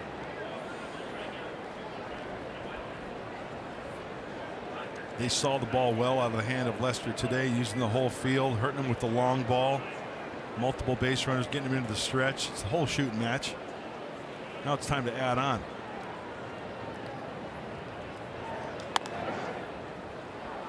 Strike call right on the outside corner for Lucchesi. We're talking about the pinch hits for Listella, 16 of them to lead the majors. More than Chase Utley coming off the bench for the Dodgers, who will retire at year's end. Did he catch his interference? It is indeed out. Or actually, I'm sorry, he'll be safe at first base on the catcher's interference. He knocked the glove right off his hand. He did. That's a free swing for a hitter. When contact is made right here, catcher's interference. Now, if that ball goes down the line, it's a live baseball. It's a win-win for the hitter. If it gets by an infielder, goes down the left field line for a double, guess what? You get a double. If it's a ground ball, fly ball, whatever, you're awarded first base. So a win-win for the hitter. So if we're scoring at home, E2 as he shakes the dirt out of his glove. 1 out, 1 on, and Ian Happ coming up.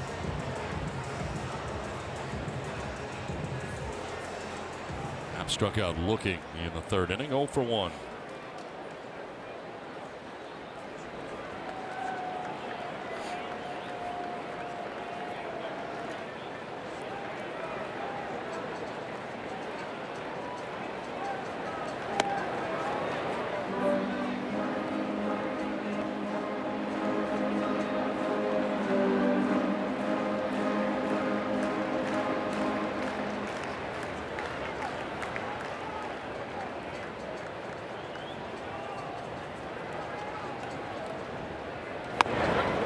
Strike call, 0-2. Who'd you have him pick the stick today? At Austin Hedges. Oh. So errors count against you as well, right? That's true. And that last play was an E2? Yes.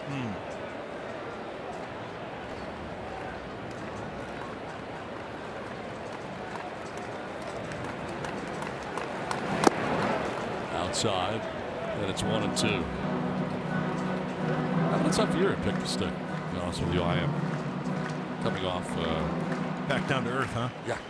Last place. Re-entry's a little rough. Yeah. For Donnie. I just thought I'd win every year after last year, you know. It's not as easy as it looks, does it? I guess. 1-2 pitch. Now to strike 3, make it 8 Ks for Lucchesi. 2 down in the 5th inning. Well, 2nd time he's got Happ looking. This time, once again, the glove side fastball splitting the corner at 91. That's a 2-seam fastball from Joey Lucchesi. And that's what's happening right there for Joey. You just made that up, huh? It just came to me. 2 down here in the 5th. Almora pops it up left center field, and it's going to fall. Renfroe cuts it off and throws one into the dugout. No reason to throw that ball. Listella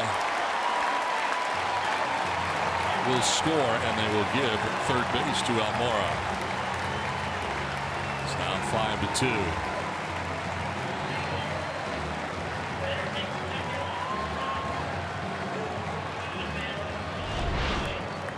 5-2. Well, here's Hunter getting to it. Now, in my honest opinion, there's no reason for him to throw that ball. Not even close. Ball goes above the dugout, hits the screen. Listella gets home. And with the positioning of Almora, when he was running, with the time the ball leaves the hand of the fielder and where it goes up, Angel Hernandez says you are awarded 3rd base. He moves up.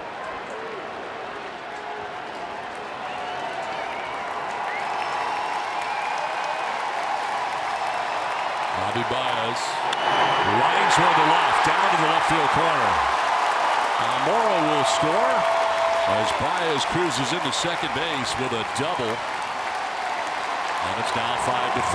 Cubs making some noise here in the fifth. 2 errors in the inning here for the Padres.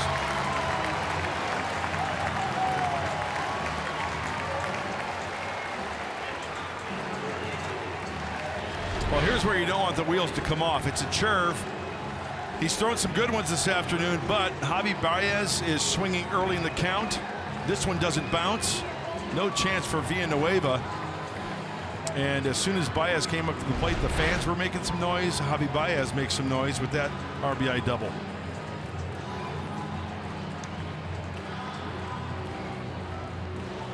Baez been very aggressive today with Lucchesi. Home run and a double, both on the first pitch. David Bodie coming up after Darren Balsley made a visit to the mound to talk to Lucchesi. Double in the first for Bodie. Struck out swinging in the third. I don't know why Hunter wanted to throw that ball. I mean, there was no chance of getting him.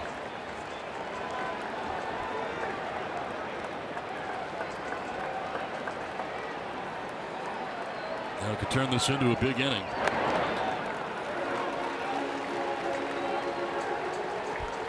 Doesn't take much to get the Cubs offense going. Bodie a double in the first, struck out swinging in the third, 1 for 2. Not a lot of holes in this Cub lineup, that's for sure. Runner takes off the third, and Baez throw there, and he will be safe at third base.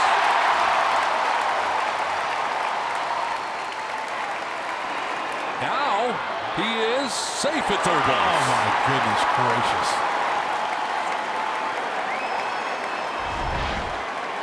So this is the first one. Swim move again. Did he come off though? Does he whiff? So that's when he was safe the first time, according to the umpire, C.B. Bucknor. He's out. I think he's out right there. Padres are going to challenge. Yeah, it looked like he kept the tag on his chest. Now Baez, I don't know where he's going. But then they threw down to third again, and he was back safely that time. But I think he's out. What do you think? Well, I think the glove may have been in contact with the chest when he did the swim move. Now this is the second time going back to the bag, and he's out there, so he's out twice. He's out twice.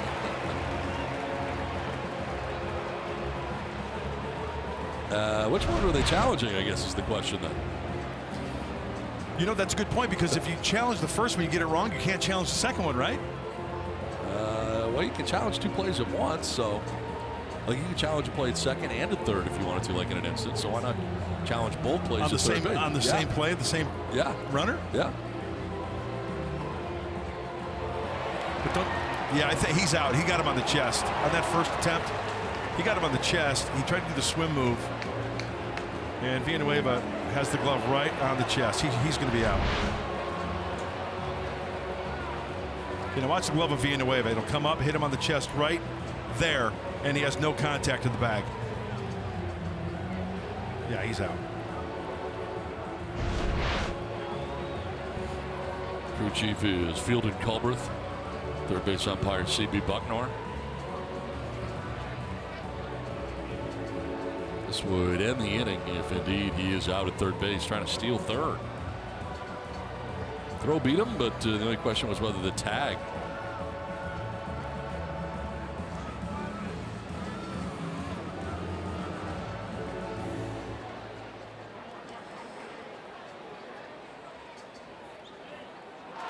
Now he's out. You got it right. So overturned on the field, but 2 runs in the inning for the Cubs. It's now 5-3 at the end of 5.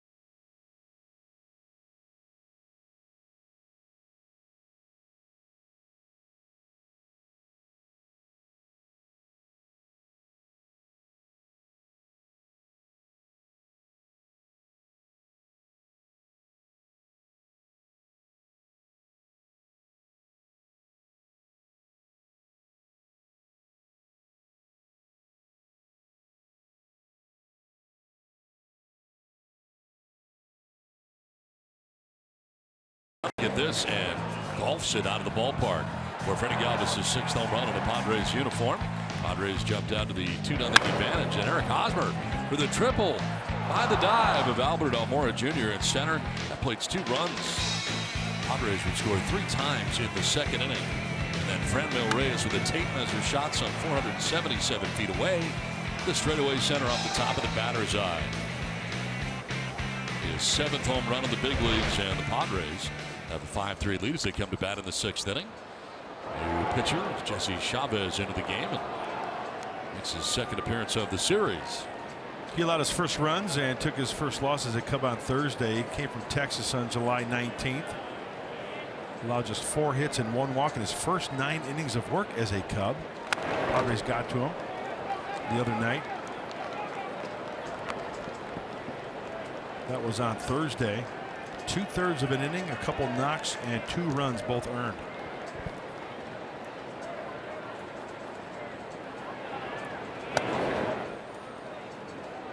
John Lester today, 5 innings, 8 hits, 5 runs, all earned, walked 2, and struck out a batter.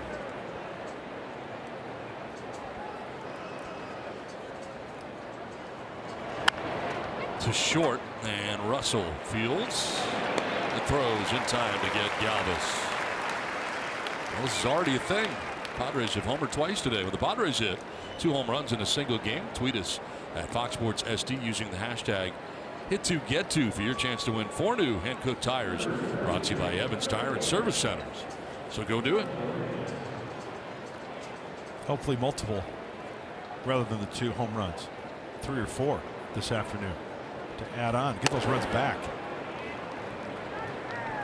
One down here in the 6th inning. Franmil Reyes has singled and homered.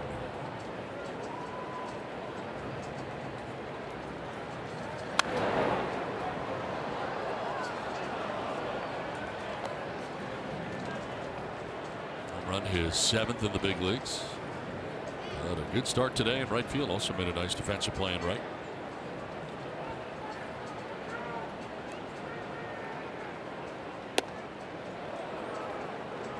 Don, going back to that last half inning for the Cubs, that could be a break for San Diego. I was wondering why Baez was even trying to steal 3rd base. Yeah, already in scoring position. He's going to score on a base hit anyway.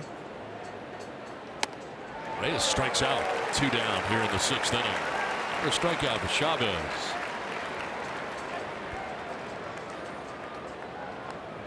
Looks like he went with the piece of cheese, a little elevated to Franmil Reyes for the swing and miss. As we take a look at Baez. Trying to steal 3rd and getting called out. In fact, he was out twice.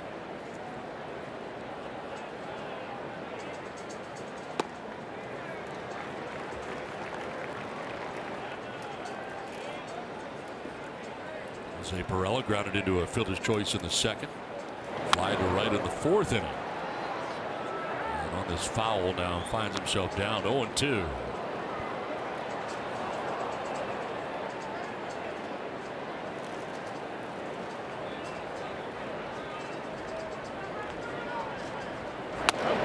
Strike 3. Back-to-back Ks for Chavez has a quick and easy 1-2-3 inning. 5-3 Padres.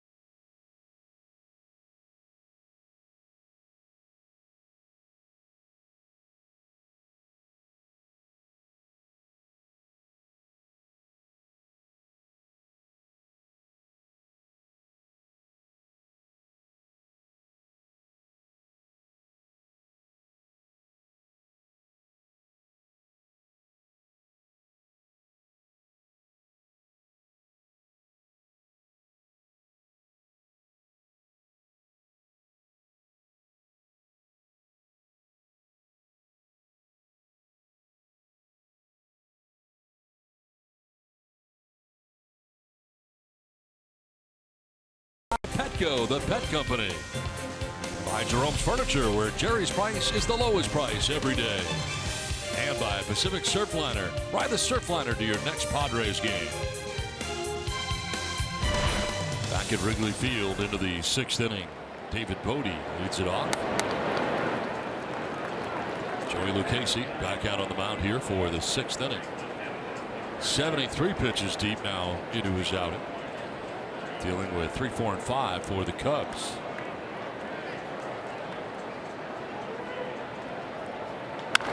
On the ground and a base hit into left field. Right between Galvis and Villanueva on the left side. That's a 5.5 hole.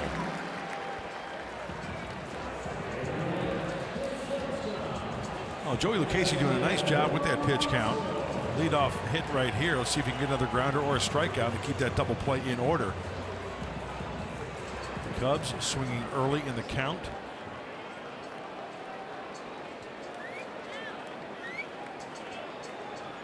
Bodie at first, Addison Russell 0 for 2. It's grounded to short, fly to right. Keep in mind, on the bench available to Joe Madden today late in this game if he needs it. As far as pinch hitters go, Anthony Rizzo available on that bench, Jason Hayward available on that bench, Ben Zobrist available on that bench today.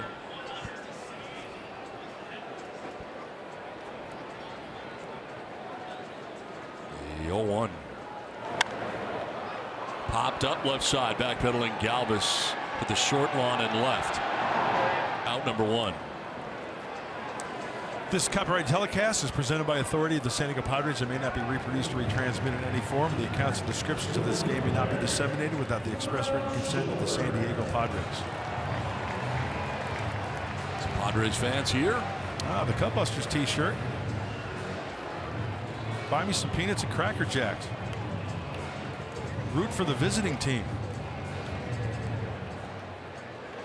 I was thinking about you today. 1 out, 1 on as Kyle Schwarber stands in.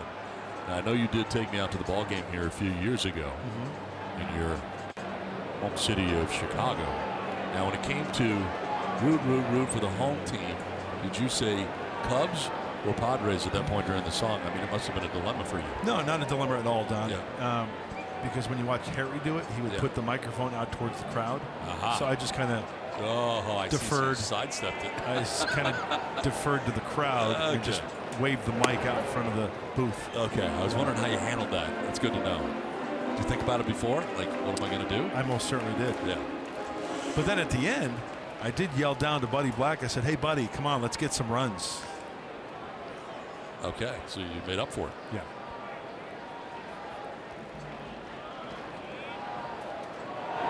Bounces in, blocked by Hedges. It was so important. Austin Hedges has been on his game this afternoon. Hey, he's been on his game every game. Keeping that runner at first base, keeping the double play in order. Shift on, but they keep it tight to the infield with the double play possibilities in order. Schwarber's grounded into 4 this year. The leader in that category is Contreras with 10.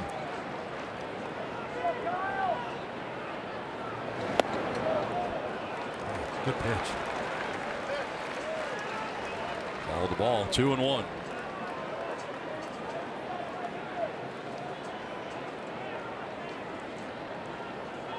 Next pitch will be the 80th of the day for the tall left-hander.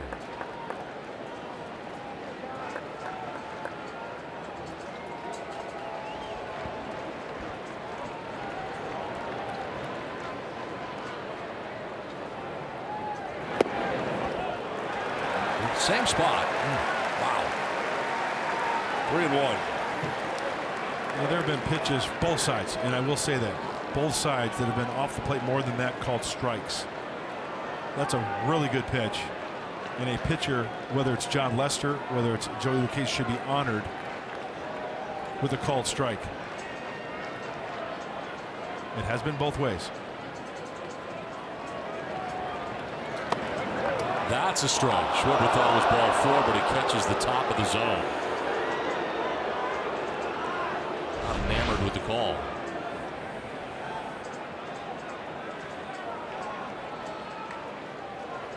That's a strike.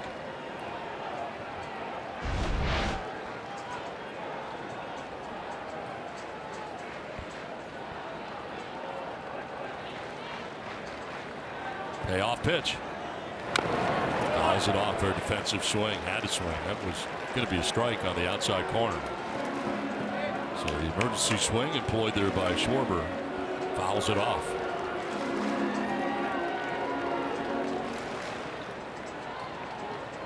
David Bodie with a single to start the 6th inning. Russell popped out, 1 on, 1 out, tying run at the plate right now for the Cubs here in the bottom of the 6th inning.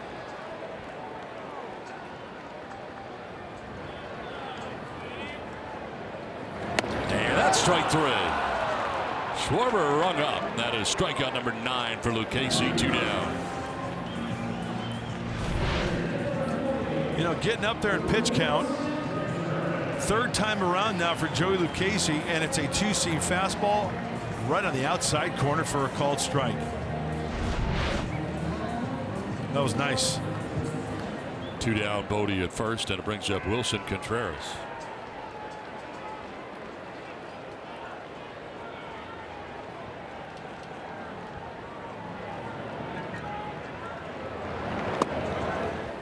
Strike 1. Contreras singled in the 2nd, struck out in the 4th.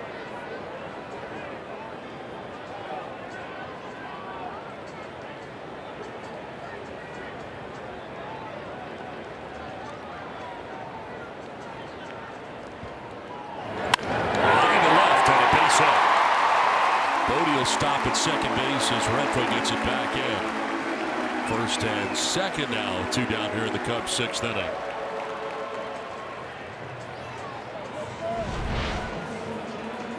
Does this catch too much of the plate? Remember, glove side fastball has been a good pitch. You know what? Credit Contreras for getting on top of that one, getting the hands through, and a nice level swing to go station to station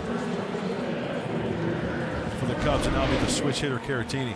Comes Andy Green, going to make a double switch, looks like, as he heads plateward here to talk to Angel Hernandez.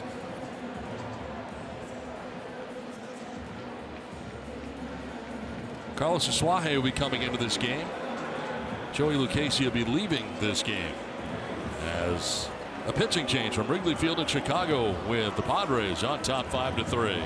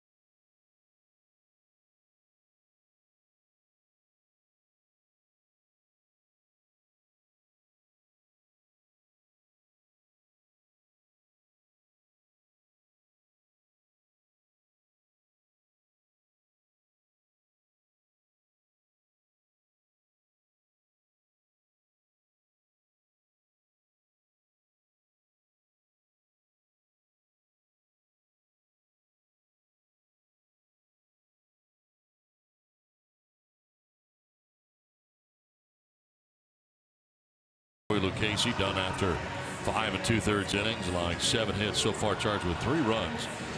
Didn't walk anybody and struck out 9. Jose Castillo into the game. Not only Castillo, but so is Carlos Asuaje now at second base, part of the double switch. So they will keep it left-handed for the pitching for the Padres as entering Castillo. We saw him yesterday in the 7th inning. Well, he got in that jam. 3 Cubs aboard and then got out of it with a pop-up, a strikeout, and a fielder's choice.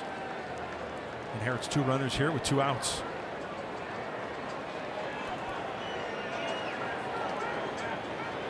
That's Bodie at second, Contreras at first.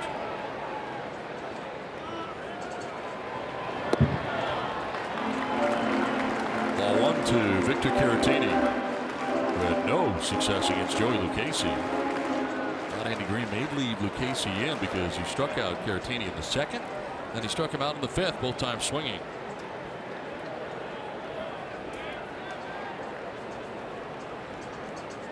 He goes to Jose Castillo here. Strike called, snap throw down to second, and he is out! David Bodie picked off second base by Austin Hedges. Nicely done. We'll see here if they're going to challenge at second base.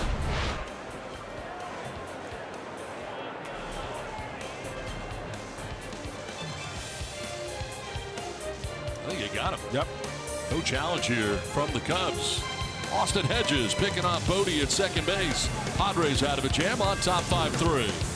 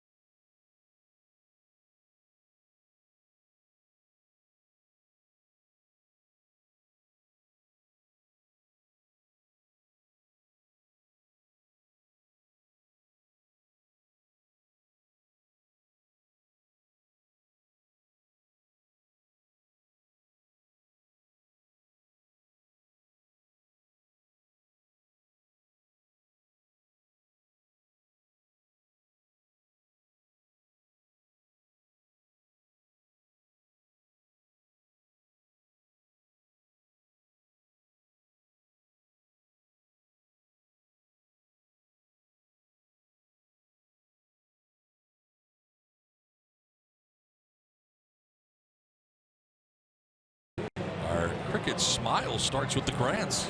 Yeah, on the left, Leslie Grant, my sister, her boyfriend Rick Hollerbush. He pitched for the University of St. Francis back in the day. Then, of course, Larry in the floppy hat, and then my mom, Sue. And Mom's looking at you, oh, is this game going to get over soon? A lot of Padres fans here for this weekend series in Chicago. Love it. Bringing back the brown here at Wrigley Field. Those are the jerseys they wore in 1984 when they played the Cubs for the NL pennant. Time to add on, right, Donnie? Carlos Asuaje batting for the first time, part of a double switch. Skies one to center. Almora Jr., the glasses on, secures out number one.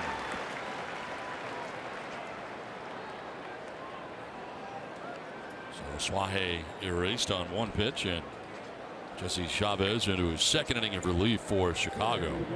Got a ground out, 2 strikeouts in the 6th. Starts the 7th with a fly out to center. And that'll bring up Manuel Margot.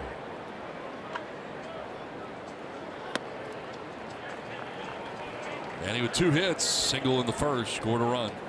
Single in the 4th, was caught trying to steal.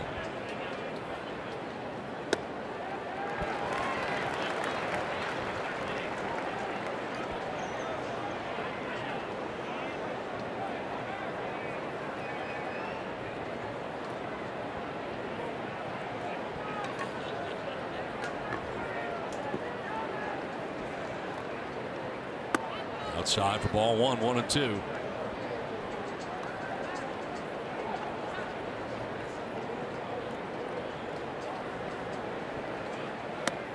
Big cut there from Margot. He strikes out.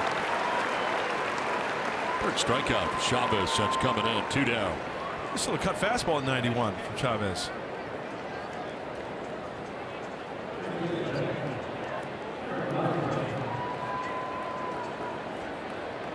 0-2 away. Eric Hosmer made his presence felt in the second inning with a triple that drove in a pair of runs. Part of the 5-run attack so far for the Padres on the day. 1 for 3 day for the Padres first baseman.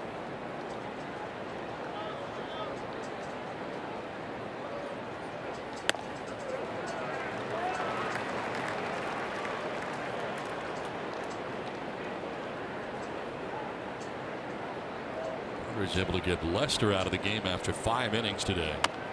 This one is down the third base line, and Chavez couldn't barehand it. He tried, it went off his hand, and by the time he could gather it, reaching at first is Hosmer with a base hit. His second hit of the day. Any way to get on base late to try to pad that lead. Bare hand, foot, knee, glove. Follow it around, see what it eats. Hosmer is aboard. Infield single. Hey, it's a line drive in the box score, Donnie. 2-out base runner. And Eric Hosmer brings up Hunter Renfroe.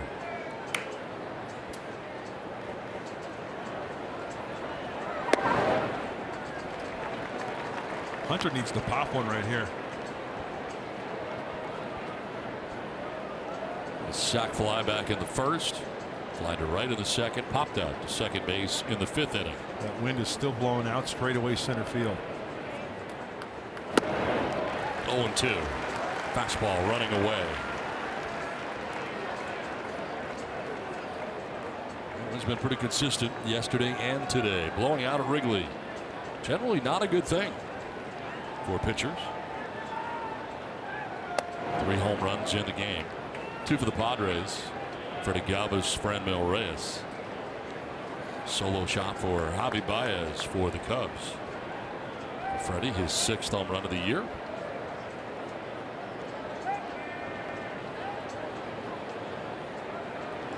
On the ground and through the right side into right field, a base hit. Hosmer will take second. And the Padres have something going here with 2 down in the 7th inning. Hunter Renfroe going the opposite way after the sac fly. A couple of fly balls hitting this wall to the right side. Station to station. 2-out knocks. And it's a 2-seam fastball that runs in. Well, that's down by the label, but the hands are first. The barrel follows. Donnie Orsillo style. Going the opposite field. Christian Villanueva has been on base 3 times today. A double in the first, single to center in the 3rd. Where he walked in the 5th inning.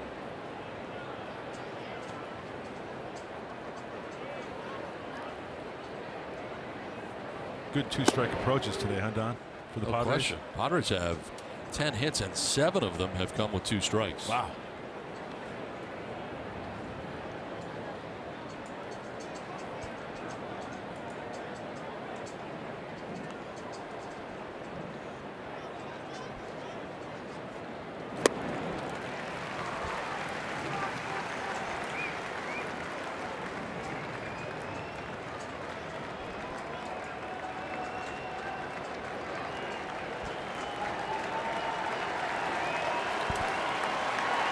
Ball and 2 strikes to Villanueva.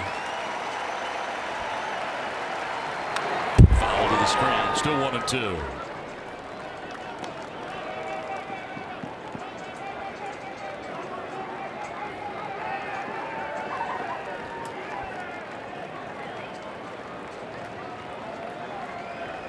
Mora Jr., center fielder into left center for Villanueva to pull.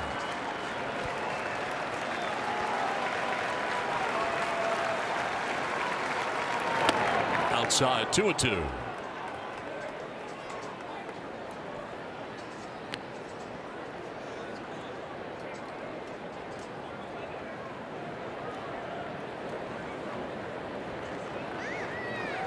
Hosmer at second, Renfroe at first, 2 down here in the 7th. Deuces are wild on the scoreboard in center. 2 balls, 2 strikes, 2 outs. Number 22. To the screen, foul.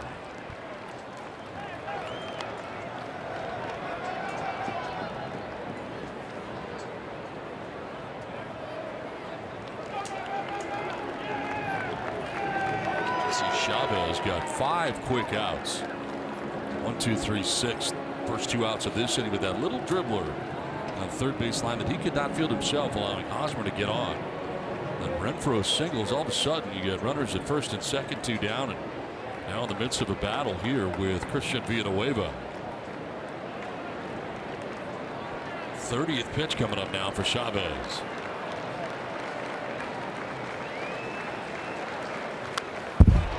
Villanueva stays alive.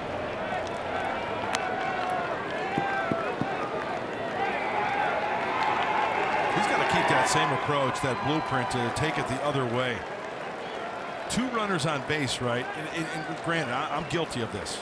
You want the 3-run shot. That'd be great. No, just a base hit. You score a run, pass it to the next guy. Trying to think the other way. Spray the ball the other way.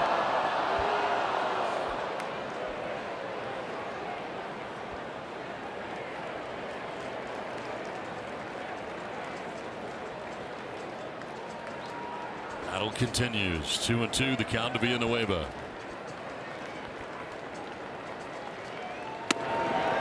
Full count now. So the runners can get a start now with Hosmer at second, Renfroe at first. With 2 down, they'll be in motion. Yeah, see, this is huge for San Diego down here. 10th pitch of the at-bat coming up. Extra base hit, possibly scores 2 runs.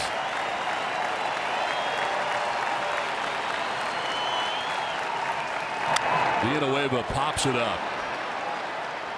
The shortstop Russell will make the catch in front of Baez. That ends the inning. Padres strand a pair, lead at 5-3.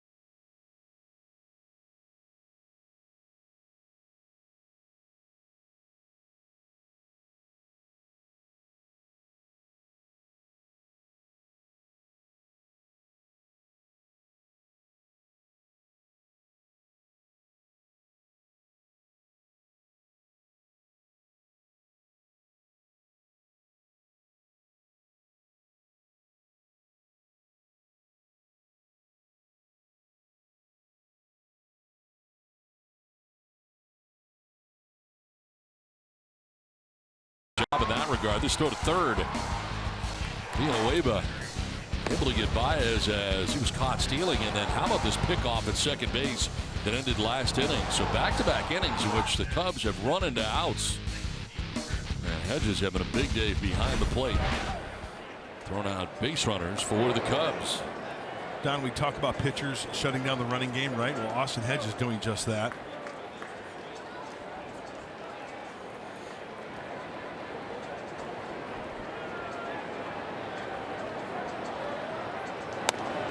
Some defensive changes for the Padres as well, shoring up the defense as Travis Jankowski comes into the game now in left field.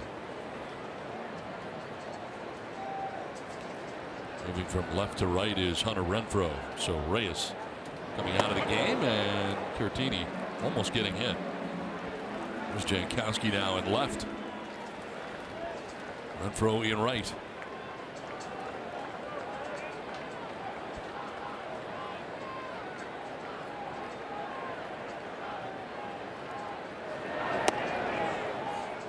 Drops in there for strike 2. Jose Castillo was out there when David Bodie was picked off at second base to end last inning. So Caratini leads it off here in the 7th. Pitcher spot is due next, and Ben Zobrist has come out on deck.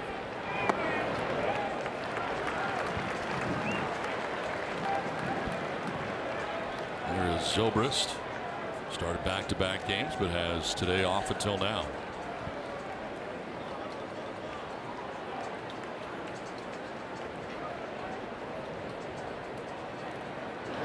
On the ground is short. Freddie Galvis throws out Caratini. 1 down. You know, we talked about it earlier how Joe Madden, you know, you've got to spell guys once in a while, give a little bit of a rest. Today, Rizzo, Hayward, Zobrist, but yet the idea is to keep it close so you have those weapons, not only offensively but defensively as well, as he looks over his scorecard.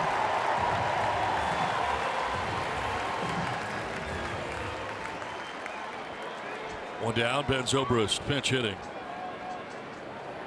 And he goes around Baffle. Strike 1.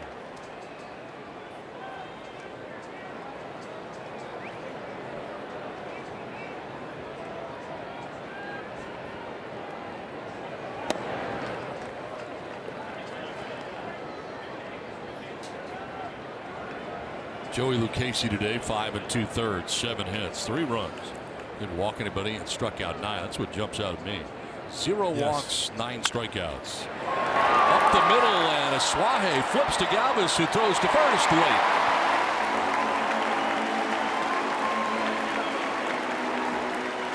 Reaching is Zobrist on a pinch hit infield single. You know, even though he's going to be safe at first base, I love this play when the second baseman is out of it. So why not try to flip it to the shortstop, and then Freddie Galvis glove side spin. Not even close, right? But still, it's kind of fun to watch the middle infielders work like that. One out, one on. Ian Happ coming up.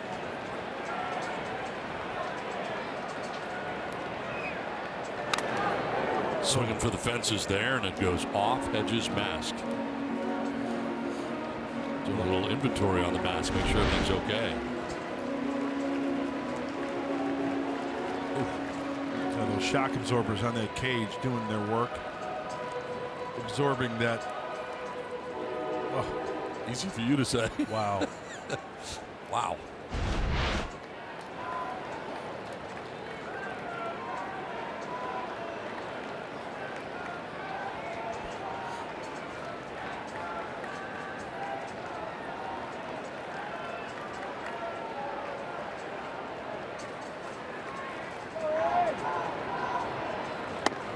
Swing and a miss, 0-2 at a 96-mile-an-hour fastball that was up. Cubs have the tying run at the plate right now with 1 out in the 7th inning. Padres hoping their bullpen bring them a win today, as Lucchesi, the pitcher of record, with 5 2/3. Popped up, looped into shallow right for a base hit. Zobrist heads on to third base. Asuaje gets it back in. 1st and 3rd, 1 down in the Cubs' 7th inning. Well, this is something we've seen a lot in this series against the Cubs, and it's something Major League Baseball has seen a lot as well, going from 1st to 3rd. The Cubs are best at it. Breaking ball in on the fist, little flare down the right field line. Zobrist eyes it. He checks the outfielders. Not even close. He will take third base, the 86th time that the Cubs have gone from 1st to 3rd, leading Major League Baseball. At the corners with 1 away, top of the order. Albert Almora Jr. coming up. Singled his last time up, scored a run. 1 for 3 day for the Cubs center fielder. Runners in scoring position, hitting at .319. Strike 1.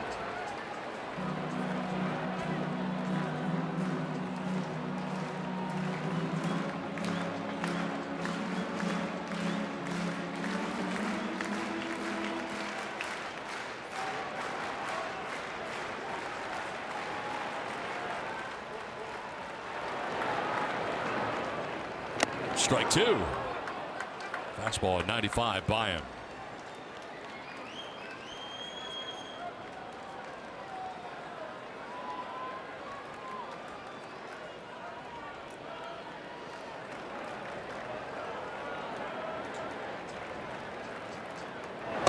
Elevate trying to get him to chase at 96. He does not.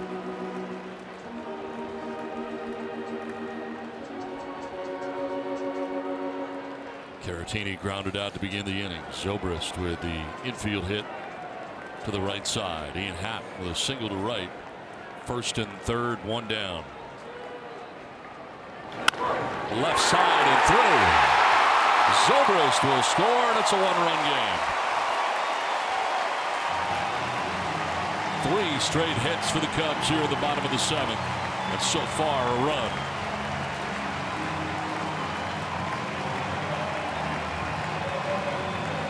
Andy Green headed playward here for a double switch. The Cubs doing a good job of just playing Pepper, putting the ball in play, avoiding the strikeout. That's a slider out of the hand of Castillo.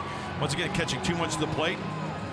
All a hitter can do is put the ball in play hard. He found the hole on the left side, and the run driven in. So a double switch, a pitching change here in the midst of the bottom of the 7th. 5-4 Padres.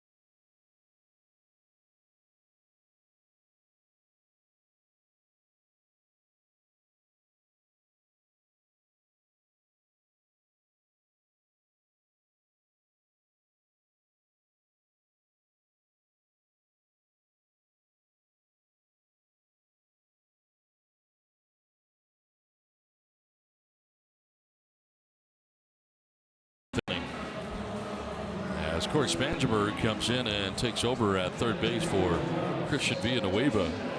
It'll be Craig Stammen's spot now. Spangenberg batting 8th. And here is Craig Stammen. Well, many times Craig Stammen has inherited runners. He's got some work to do here. He's got the 2-seamer. They work for a ground ball. There is one out. The double play is still in order. He's got to hold these Cubs. They only trail by 1 now. Javi Baez batting with 2 on. Happ at second, Elmore Jr. at first.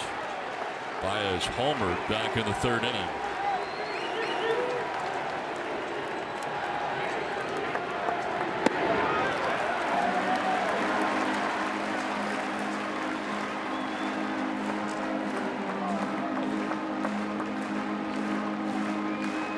Stammen takes over for Castillo, responsible for the men on.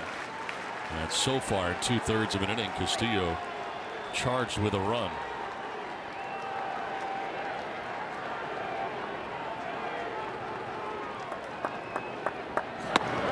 Baez takes strike 1. I mentioned the home run by Baez back in the 3rd inning, his 24th of the year, and this goes to left center. So we got a piece of Austin Hedges. Yeah, you're not going to get away with too many of those hanging breaking balls right down the middle of the plate. Just poor location.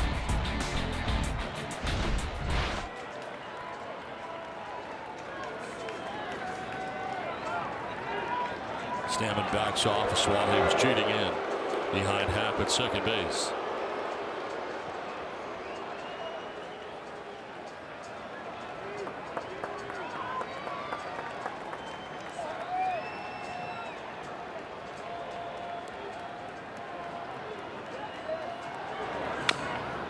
Fouled off, 1-2. Oh, he swings it, doesn't he? Yeah, he doesn't get cheated. No.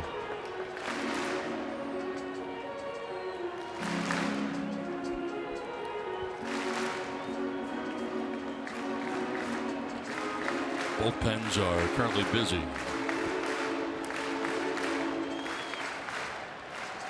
It is Matt Strom who is up in the Padres pen.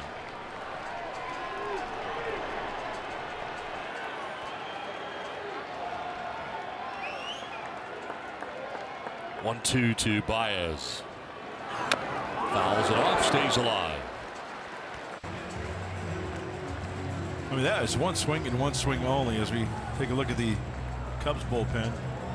Carl Edwards and Randy Rosario warming in the pen. That was a breaking ball down way off the plate, and that was as if it was a 2-0, 3-1 swing from Baez.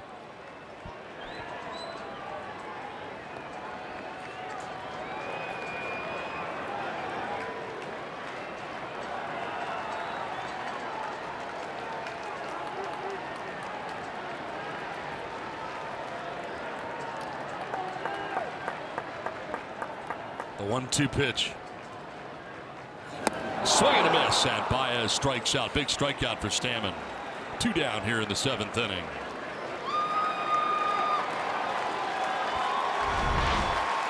How does Craig Stammen get outs as far as grounders or strikeouts? How about the two-seam fastball?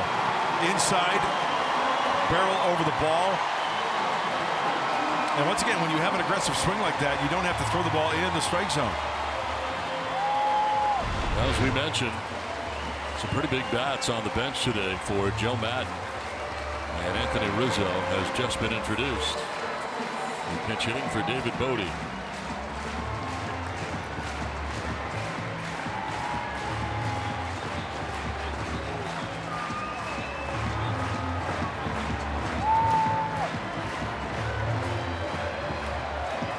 So fired up Wrigley Field right now with the Cubs trailing by a run. Runners at first and second. Rizzo had a home run in each of the last 2 games. And 17 now on the year. Lead off Walker Lockett yesterday.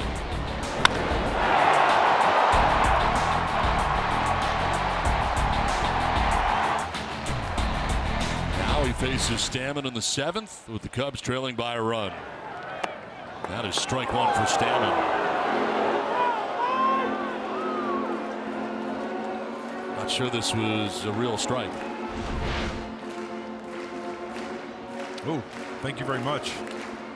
Craig Stammen gets the call. And Craig knows he can go right back out there. He's got control with that two-seamer.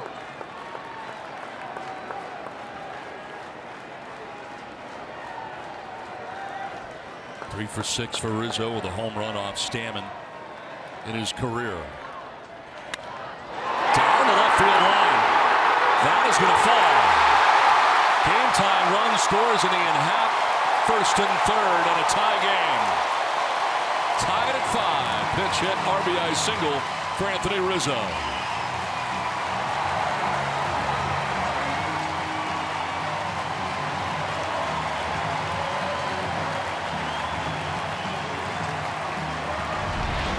Something the Cubs have done well this inning, just putting the ball in play.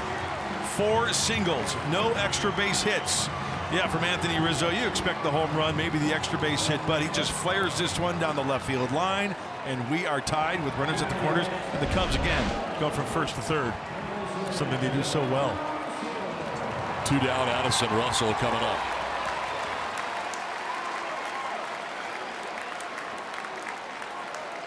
Russell 0 for 3. Go ahead run 90 feet away now for Chicago. And it's strike 1. So Joey Lucchesi no longer a part of the decision here, and now what is a tie game. Padres had leads of 4-0 and 5-1.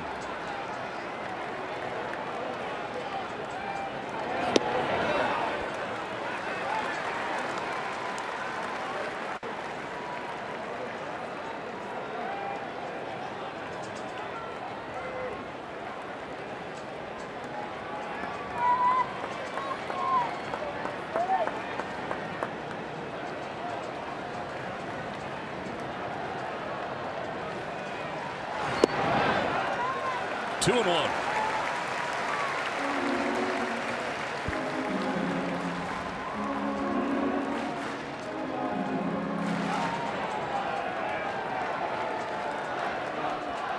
Russell is the 7th member of the Cubs to bat here in the bottom of the 7th inning.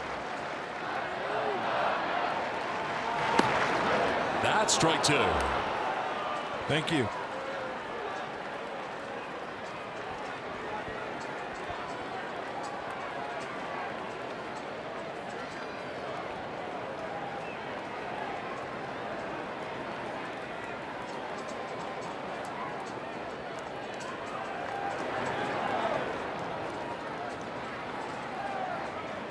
Russell hits it on the ground. Galvis from his knees flips to second base for the force out that will end the inning. What a play by Freddie Galvis back up the middle. 6-4 on the force out. This game is tied at 5. Cubs try to take the lead, but they do not. To the 8th we go. Tied up 5-5.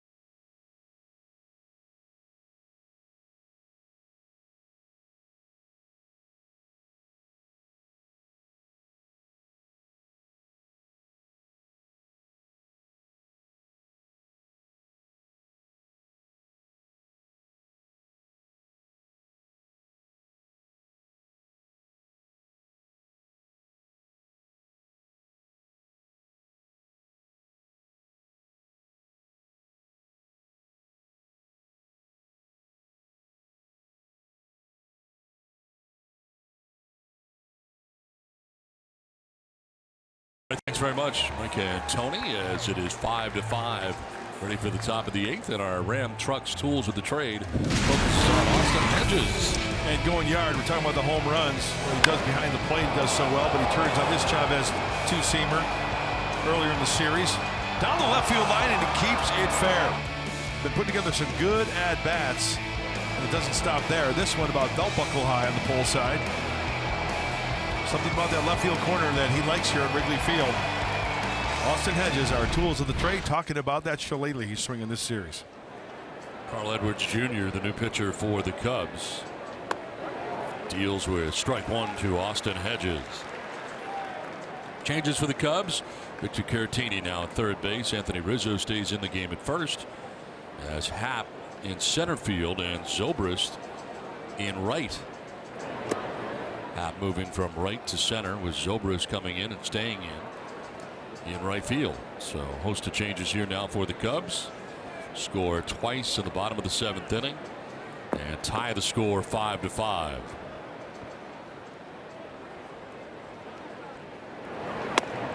One and two.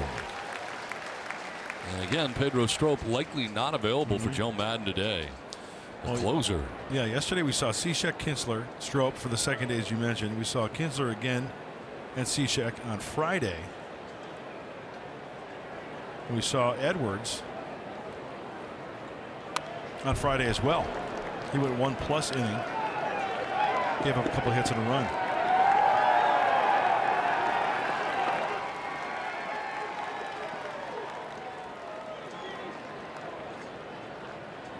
Edwards Jr. holding opponents to a nice 195 average. Curveball, two-seamer, cutter.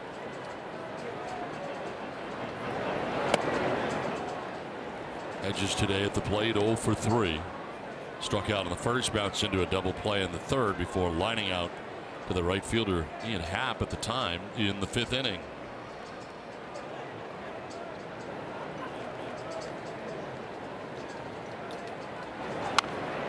Fouled off and will do it again. 2-2.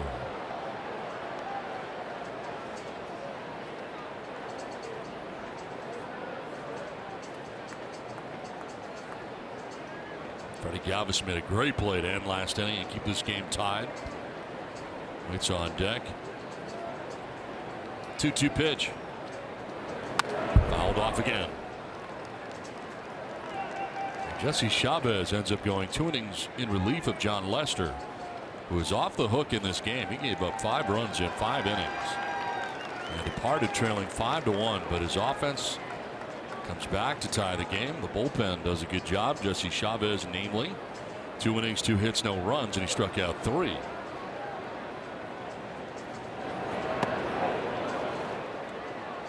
Full count now.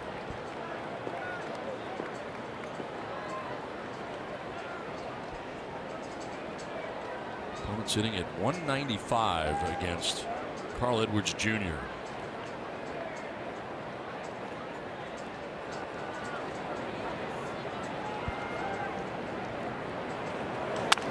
On the ground to second base. Baez is there. And Hedges is out, number 1 of the 8th inning.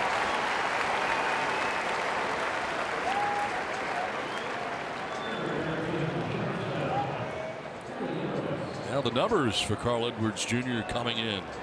Yeah, good splits. You know, lefty's 260. He's got that curveball, that cutter.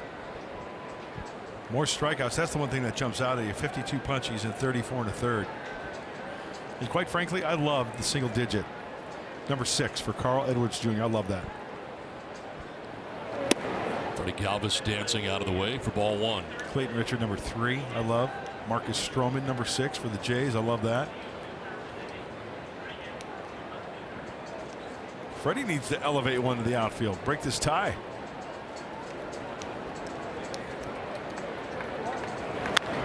Down the line, but foul over by the tarp area. Freddie Galvis golfing one out of the ballpark back in the 2nd inning. His 6th home run in a Padres uniform, and at the time put the Padres on top 2-0. John Lester setting it on a tee. Breaky ball down and in. 4.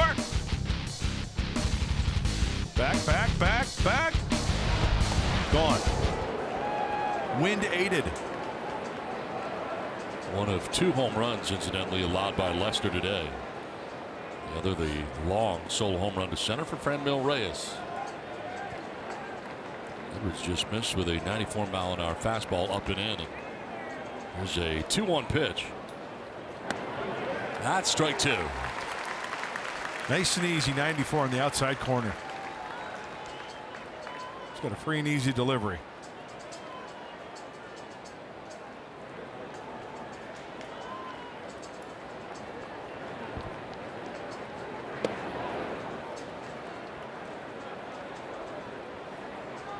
Galvis now, Jankowski next.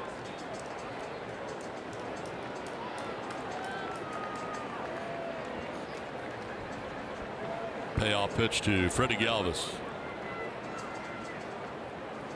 Swing and a miss. He struck him out. 2 down in the 8th.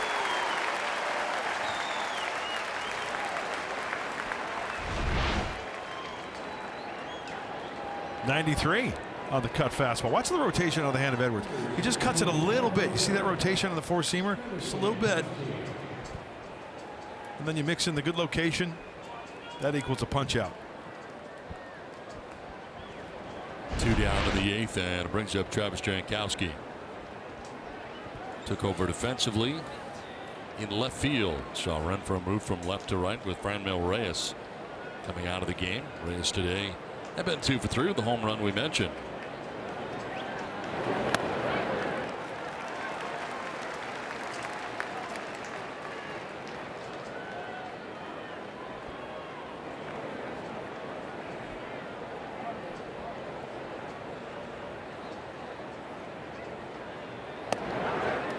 Strike 2. Right at the bottom of the zone. 0-2.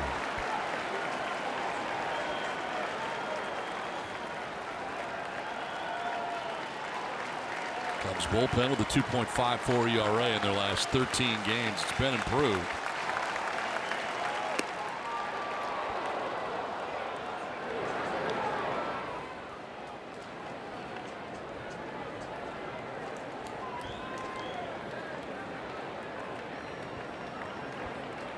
Hedges grounded out. Galvis struck out.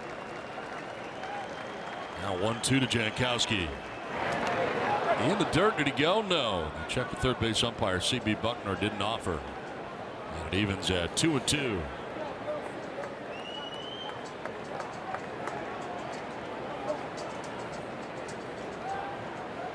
See if Edwards goes to that backdoor cut fastball like he did to Galvis at 92, 93.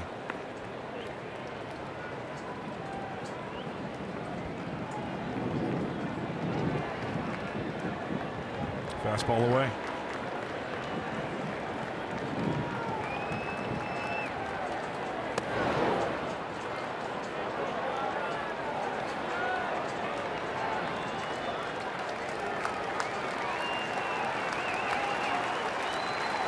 Payoff pitch coming up.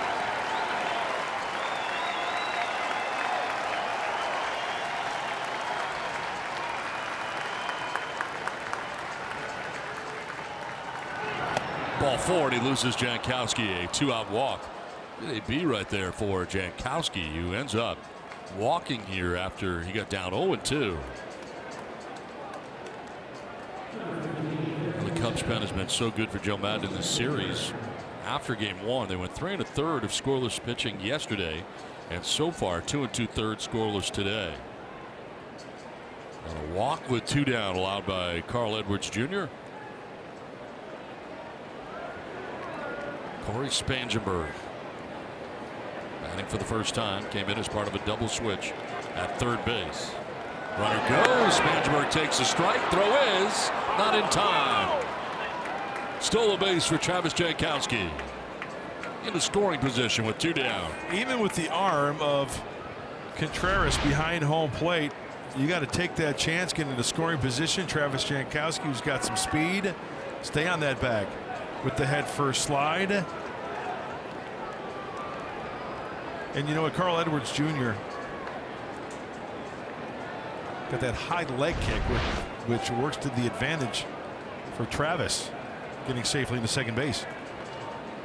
And Spangenberg takes ball 1 away. Go ahead run in scoring position here in the top of the 8th inning. Walk and a stolen base by Jankowski. Spangenberg, a 279 hitter with runners in scoring position. Takes strike 2.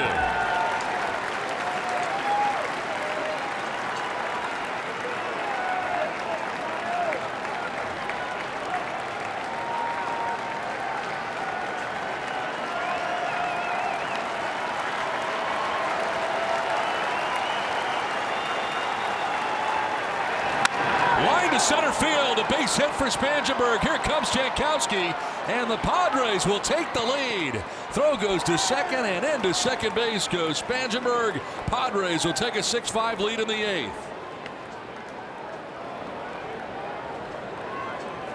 Huge 2-out RBI for Corey Spangenberg. That is clutch, and it's a cut fastball that's missed big time. Right into the wheelhouse of Corey, down and in. He wants to try to go backdoor on that one on the outside corner. He missed big time.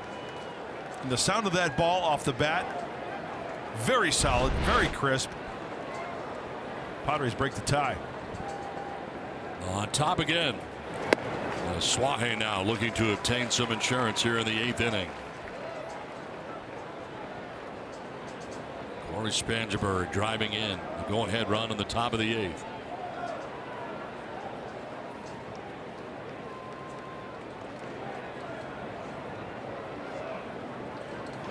Ground ball right side to Baez. Little stumble, but has time to recover, and it ends the inning. Corey Spangenberg drives in Travis Jankowski, and the Padres have a 6-5 lead.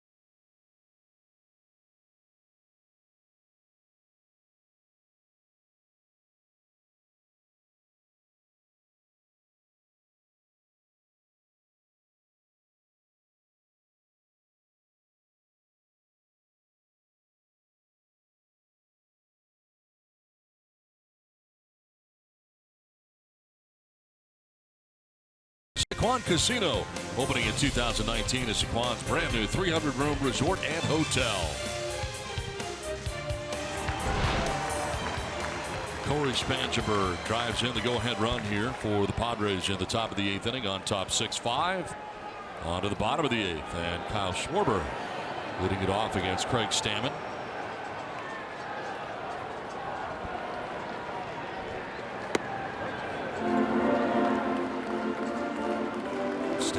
Got the final 2 outs of the 7th. Back out there to start the 8th. Padres in a shift on the right side on Schwarber. He's down 0-2. Schwarber 0 for 3 today. Striking out twice and popping out. 0 for 1 in his career. A strikeout against Craig Stammen. First time he's faced him today.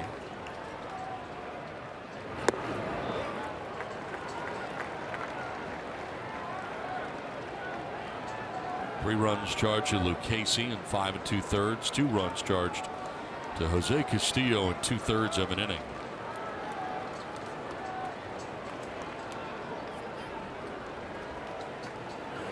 Swing and a miss, and Schwarber strikes out for the 3rd time today. 1 down in the 8th inning. Second strikeout for Stammen since coming in. Boy, big out for the Padres and Craig Stammen. Breaking out the breaking ball at 80. The curveball. He's got pretty darn good rotation on that. In a great spot as well. He's got to protect, and a nice pick by Austin Hedges. And the tag for the out. 1 out in the 8th, and it brings up Wilson Contreras. 2-hit day today for the Cubs catcher. Single to left in the 2nd, single to left in the 6th inning.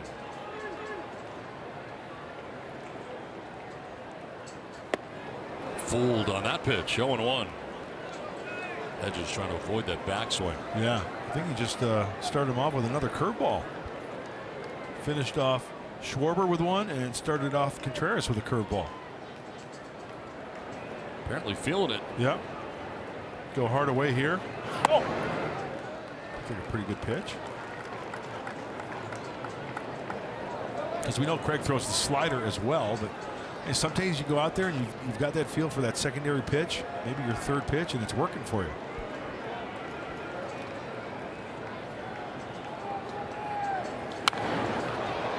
Floated foul off to the right out of play.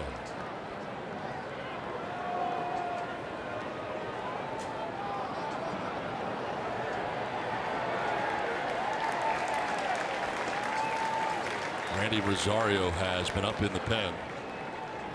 It looks like Kinsler is also up now, the right-hander. So Brandon Kinsler, Randy Rosario. 20th pitch for Stammen. It's grounded foul.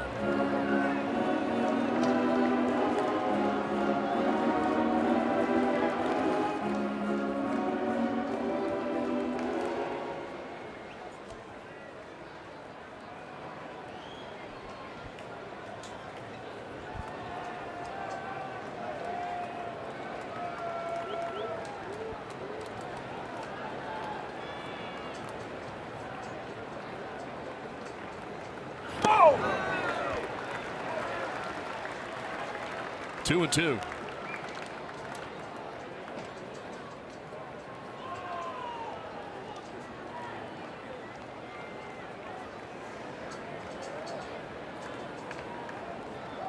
Caratini waiting on deck for the Cubs.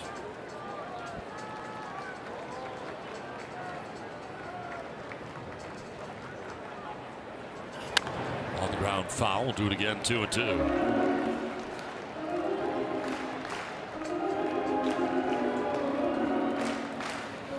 Stammen got the final 2 outs of the 7th. Strikes out Schwarber to begin the 8th. Now a battle here with Wilson Contreras with a count of 2-2. He's thrown 22 since coming in.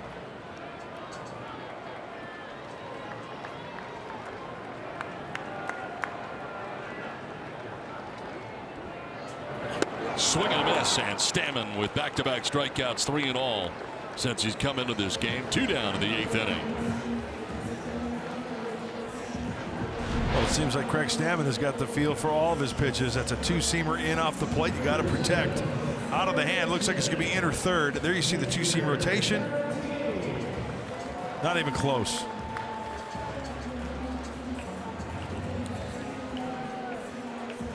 Two down in the 8th, and it brings up Victor Caratini. 0 for 3 today. Has struck out twice and grounded out to short. Takes strike 1. Caratini started this game at first base, but as part of a double switch has since moved. He's now over to third base.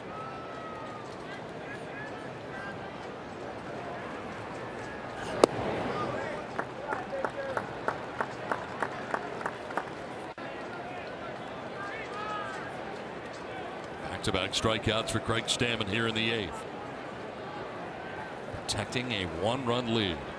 Padres pulled ahead in the top half of this inning. The 8th on top 6-5. On the ground down the first baseline, it'll go foul. Caratini down 1-2 now.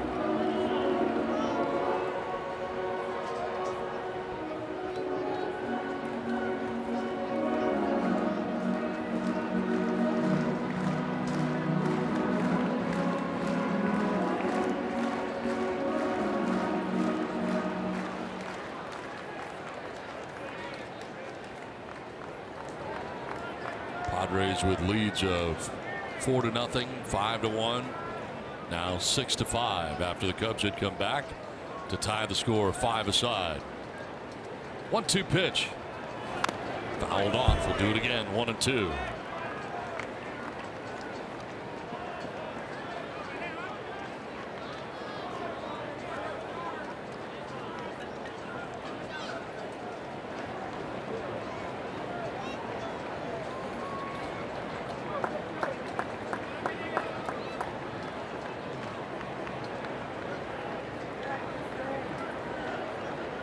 1-2 pitch. Goes to the slider and misses inside. 2-2. Now he's opened up so many ways to go. The slider down and in again, double up on that. The two-seamer down and away. He's broken out that curveball as well. It's just a matter now where Craig feels most comfortable to try to put away Caratini. Slider down and in, curveball. Comes the old number 2. Oh, how do you lay off that pitch? Full count now. This is a really good curveball and really good recognition by Caratini taking that just out of the strike zone. He's had some very long at bats today. Yeah. 31 pitches seen today. It's a long time to be at the plate. It sure is. Two-seamer away right here. Fouled off, and we'll do it again. Ben Zobrist waits on deck here for the Cubs with 2 outs in the 8th.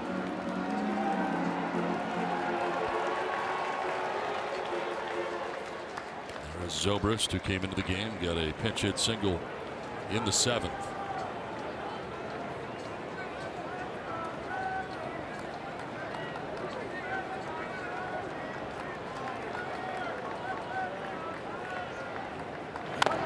Fouled off again by the Padres dugout this time.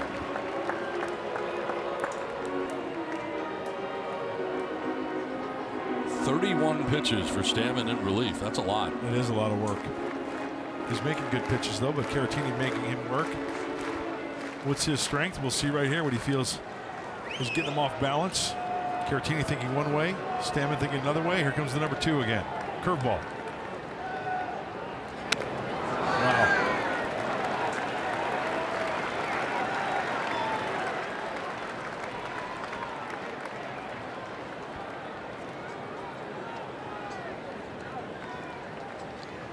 Nine pitches, 5 fouls so far. The battle continues.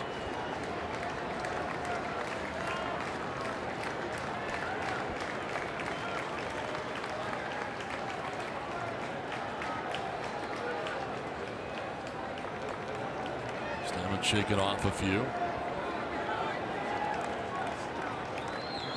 Well, I'm definitely going to try to go away and give Caratini left field. That's the way the outfield is positioned. If he lifts something that way. In the air to right field. Renfro's got room, and he makes the catch in front of the warning track out there in the sun field. The glasses on. A 1-2-3-8, the 6-5 Padres lead.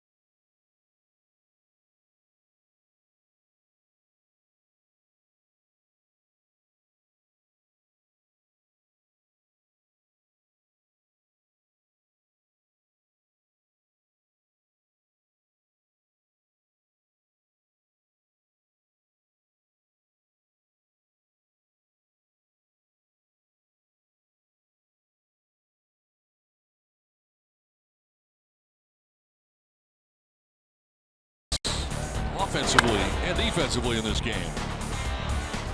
Reyes with a base hit in the 2nd inning and then a home run to straightaway center in the 4th inning. So 477 feet away. Then a defensive play in right field for Reyes on a sinking fly ball after going back initially, coming on to make the diving catch. Franmil Reyes, our Carl's Jr. star of the game. New pitcher for the Cubs, Randy Rosario, comes in. Fourth arm used today by Joe Madden. He was recalled from AAA Iowa on Friday. He walked his lone batter he faced. He did not record an out, along with one strikeout. High average against the righties, almost 300 at 282. Really good against the lefties at 156. There's a walk in there, though. 17 free passes in 32 innings. Padres wouldn't mind taking a walk here, an extra base hit there to pad that lead.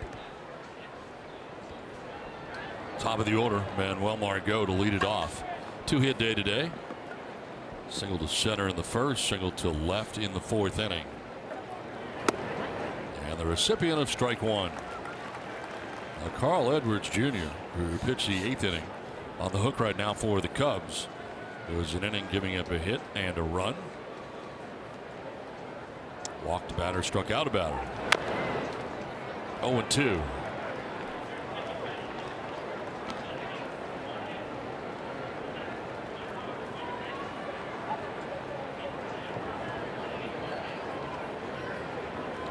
Lester went the first 5, giving up 5 runs. Chavez 2 shutout innings, and then Edwards giving up a go-ahead run in his inning of work. Margot strikes out to begin the 9th inning. It's time now for our Verizon Tuesday starters.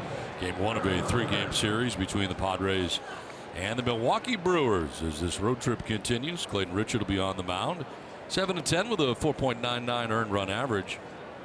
Matched up against Chase Anderson, 7-7, 3.65 ERA.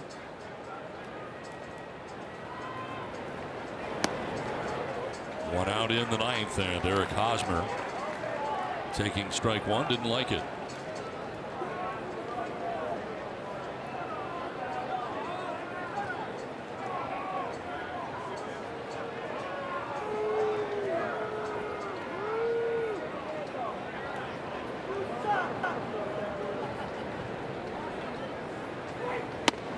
A defensive swing there and a fastball running in.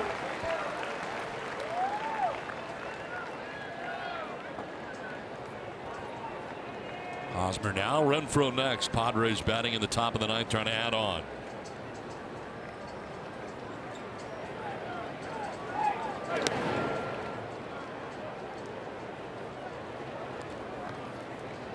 Cubs 9th inning, it'd be Zobrist, Happ, and possibly Jason Hayward, the only guy left on Madden's bench.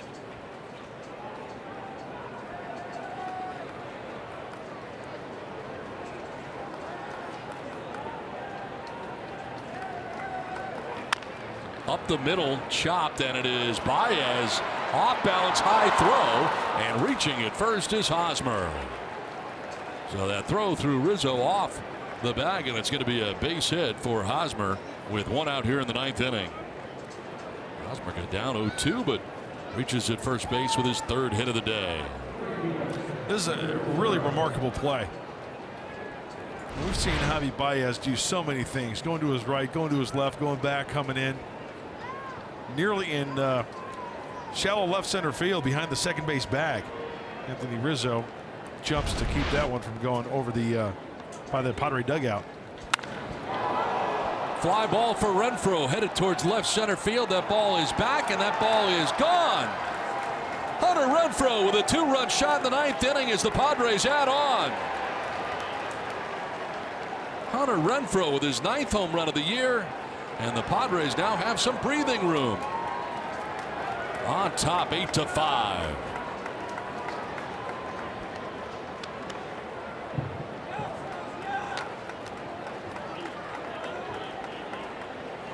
That one was hit so well, I don't think he needed the wind on this one. First pitch offering right down the middle.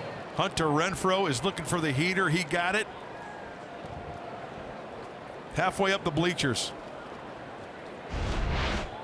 Nice to have some cushion now. A.J. Ellis pinch hitting here with one out, bases empty thanks to the 2-run shot by Renfroe.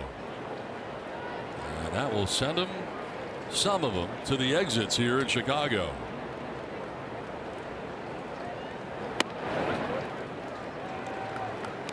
The Padres 1 for 1 through 4 spots today in the lineup. 9 for 17. Some head for the exits. Part of the 41,136 on hand today.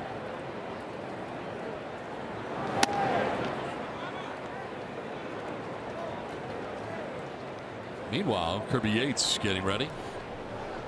Looking at possible matchups. Ready to go. Save situation as it stands right now.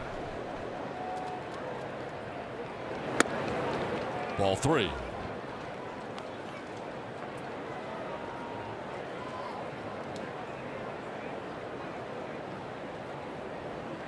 .292, a home run. 13 runs batted in for A.J. Ellis. Coming off the bench here in the top of the 9th.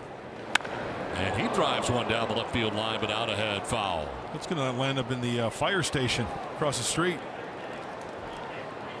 Hey, the Friar's here.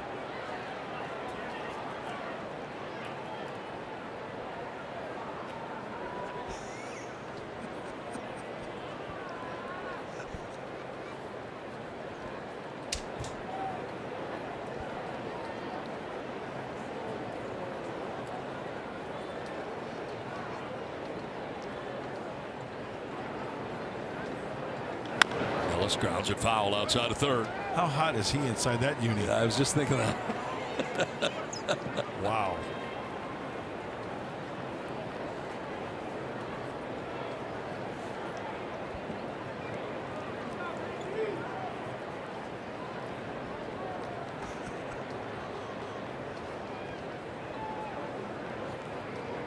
Payoff pitch to Ellis. Fouls it off again. Randy Rosario has allowed 2 runs so far here in the top of the 9th inning. A 2-run shot by Hunter Renfroe.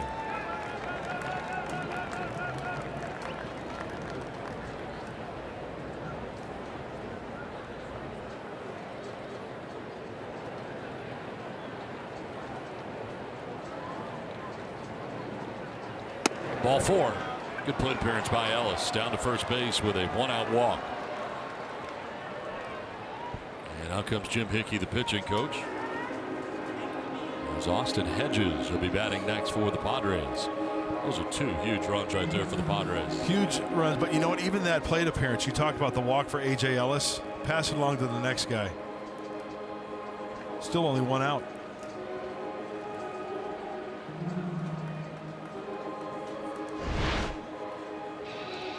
They picked the stick updated during the game. Very unusual, in fact. Never happens. I'm kind of taking it personally a little bit. You think so? What's that little mark before the 4? That would be a minus. That would be a minus.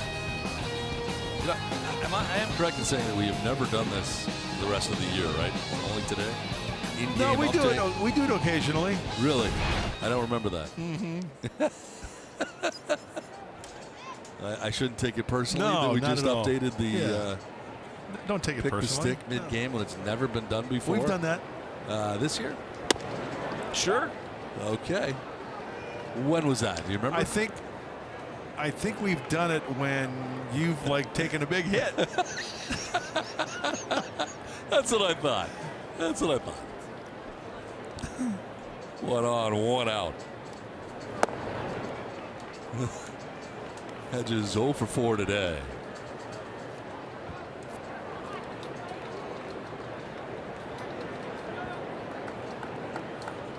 You have Austin Hedges today, correct? That is correct, yes. It's been shown graphically several times. In there for a strike, and it's 2-1.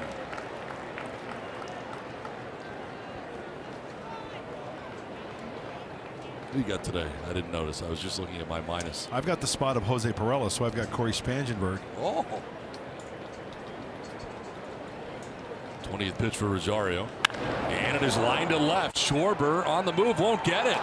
One hops the wall. As Ellis heads to third base, it is a double for Hedges. And it's second and third with 1 down.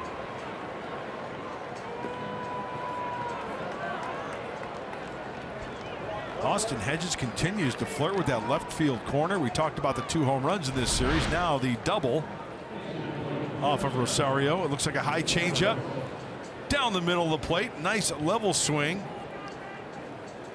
And with that double there, you take that -4 and change it to -2 for Don Orsillo.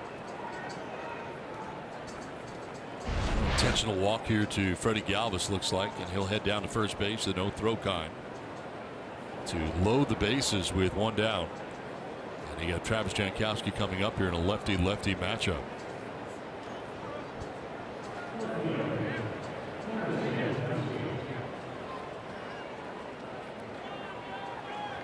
Now this is where you want the Padres to get out of slam range for the Cubs.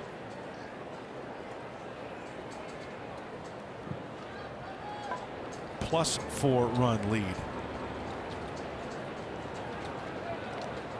Single here possibly scores 2, and that would be just fine and dandy. Chopper right side into right field, a base hit for Jankowski. Ellis will score. Hedges behind him. The throw to the plate won't be in time. 2 more runs for the Padres, and they take a 10-5 lead. A 4-run 9th inning to this point for San Diego.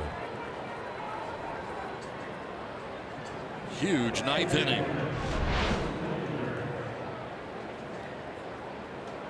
That's a mistake by Rosario. 93, and on the pull side for Jankowski. Ball hit on the ground. Everybody's running with those bases loaded. Well, that double-digit 10. Boy, that looks nice over the 5, doesn't it? Sure does. 10-5. Padres on top. Spangenberg with a swing and a miss for strike 1. Well, they pushed across the go-ahead run on the top of the 8th. I think it's 6-5, but they have tacked on 4 more here in the 9th. And not done yet. Still only 1 out in the inning. Spangenberg takes strike 2.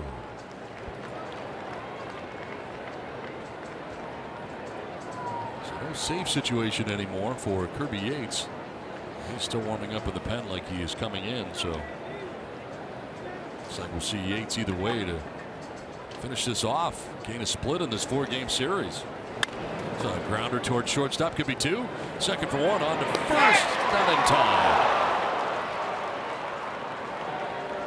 So Jankowski erased at second base on the force out. Spangenberg reaching at first, and to third goes Galvis. Now see, that play there saves me a negative, Don, because if it was been a double play, I've got Corey Spangenberg, I would have gotten a negative point. But because it's a fielder's choice, I'm good to go. No challenge from Joe Madden. They were looking to the dugout to see if he was going to challenge that play at first. 9th member of the Padres to bat here in the top of the 9th inning. It's Carlos Asuaje with runners at first and third. So far, Rosario's been charged with 4 runs.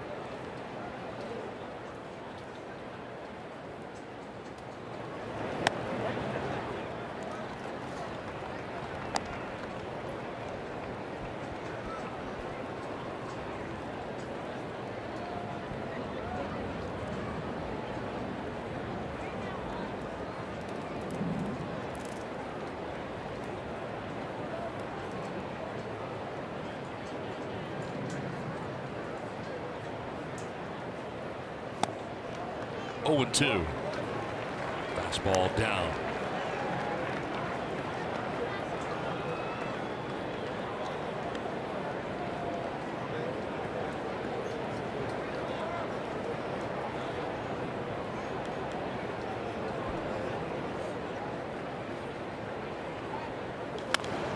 Flared foul off to the left out of play. Still 0-2.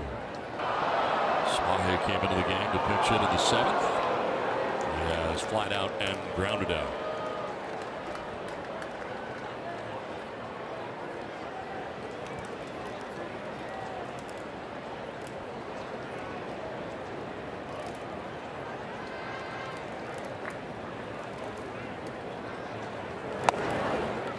Strike 3 call, and Swahe strikes out to end the inning, but oh, the damage has been done. A 4-run top of the 9th inning for the Padres. The big blast. 2-run shot for Hunter Renfroe. To the bottom of the 9th inning we go with the Padres on top 10-5.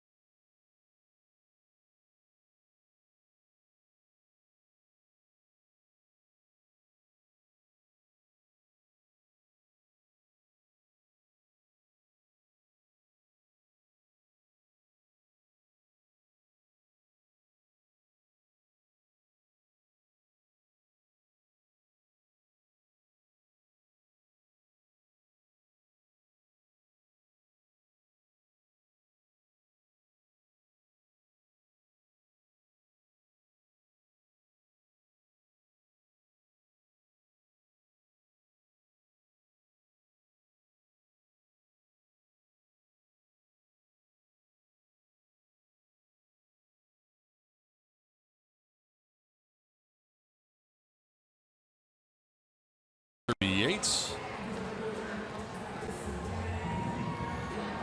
Padres looking to wrap up the game here in the bottom of the 9th inning. Have tomorrow off and then 3 games spent in Milwaukee. Clayton Richard against Chase Anderson. Robbie Erlin against old friend Jolie Chassin. Former opening day starter for the Padres. To be determined for the Padres against Junior Guerra. Going in the finale, the day game on Thursday. To be determined. He's got a good 2-seam fastball, curveball, and a split finger. So stay tuned for that one. Well, it's been a long time, Don, since Kirby Yates has been out on that hill. Back on July 31st against the Giants, to be exact. He win an inning, so he needs some work. Not a save opportunity for Kirby. An inning of work before the off day, and then going up to America's Dairyland. Ben Zobrist leading it off. Trey Winginter had been warming up. It is now Phil Hughes warming in the pen. In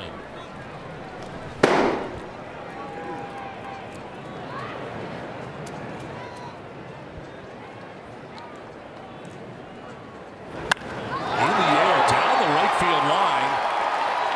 That ball's gone off the scoreboard. Home run starts the bottom of the 9th inning for the Cubs.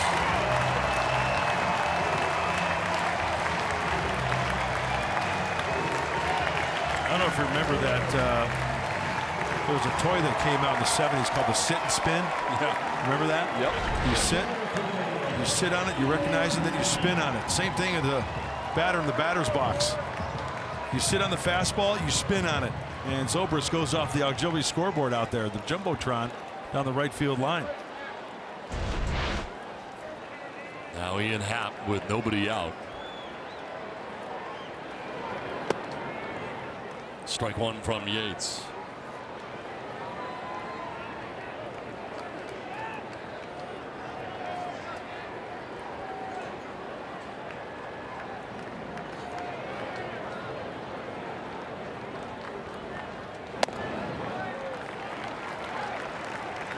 This is with the fastball at 94. Cubs trying to add some drama here in the bottom of the 9th inning. Already have a run back.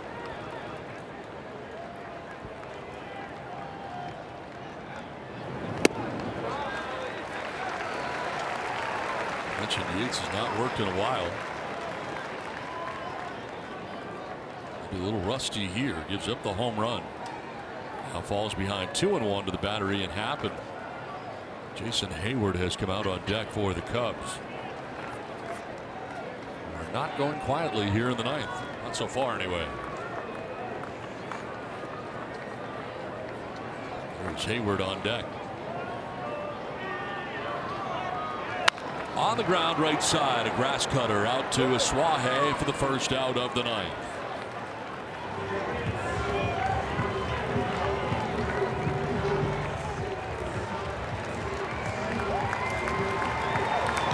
Here comes Hayward to pinch hit.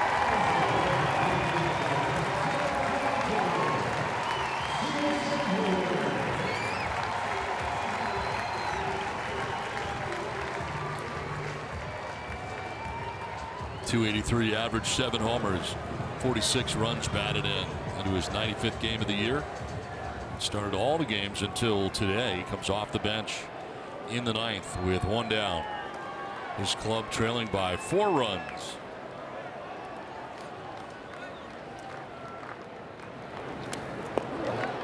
Ball 1.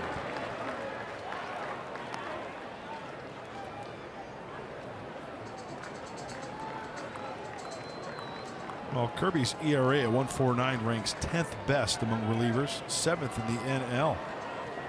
Moving into that closer's role, but as we mentioned, starting this inning, not a safe situation. Falls behind 2-0. I'm sure not being out there is, like you said, knocking some of the rust off. It's been since the 31st of July against the Giants that he's been out there.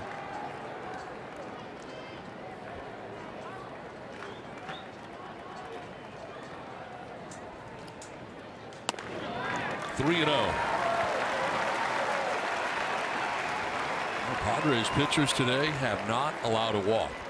They have 12 strikeouts as a staff, 0 walks. But he has fallen behind Hayward here, 3-0. Javi Baez waiting on deck.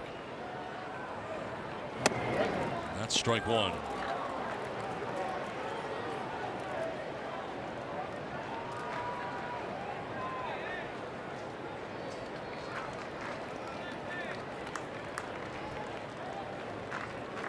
He's trying to battle back here, down on the count, 3-1.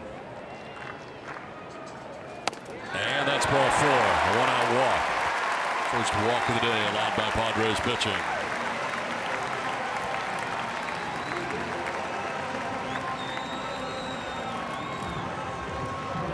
I think this Cub team offensively now, remember earlier in the game, swinging a little bit more earlier in the count offense. They're going to wait Kirby Yates out a little bit, be a little bit more patient, I think. Work a walk here, maybe flare something somewhere, and then try to get that tying run up to the plate. Javier Baez is grounded out, homered, solo shot to left center, doubled in the 5th to drive in a run, and then struck out in the 7th. So a 2-for-4 day for the Cubs second baseman, at least today. So much for my theory. It is Javier Baez, right? It is Javier Baez after all, right? Not the most patient hitter in the world. No.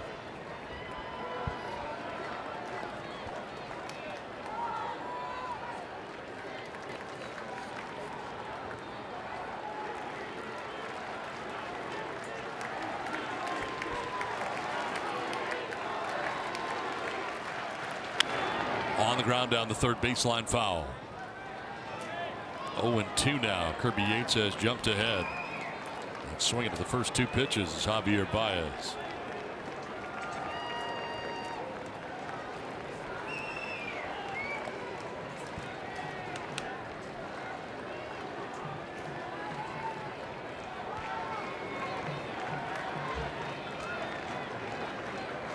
One out in the 9th inning.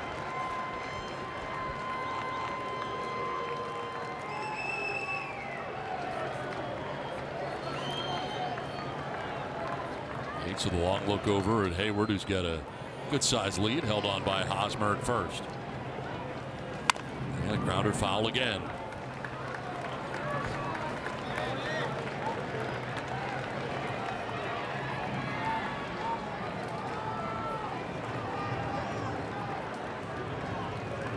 Well, Baez this year's grounded into 6 double plays. A nice way to end this one.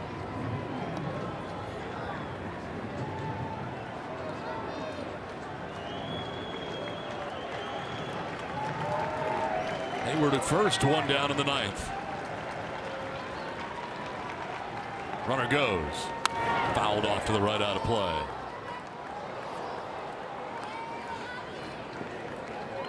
Hayward in motion on that pitch, returns to first.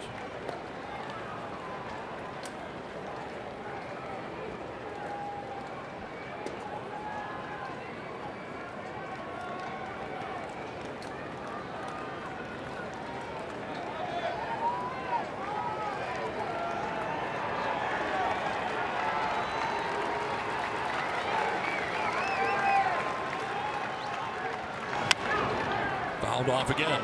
A lot of them going that way.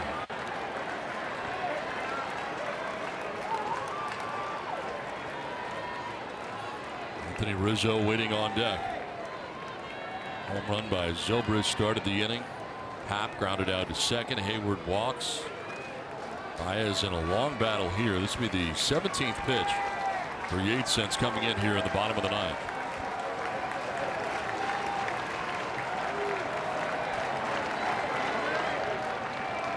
Kirby peers in to Austin Hedges to find out what he'll throw.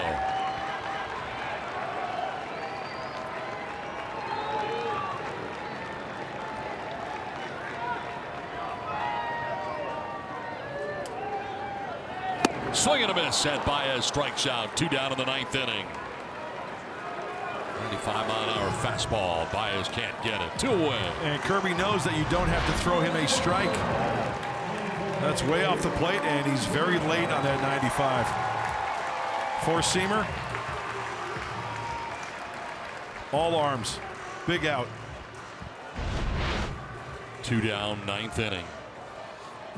Anthony Rizzo's second plate appearance. He singled, pinch hit single in the 7th to drive in a run. That run tied the score. It's 10-6 now, San Diego. Hayward goes on a strike, and on the defensive indifference, Hayward takes second base. He's not being held on at first when he took off. Hedges to the mound here to talk to Yates. They have jumped ahead of Rizzo, 0-1.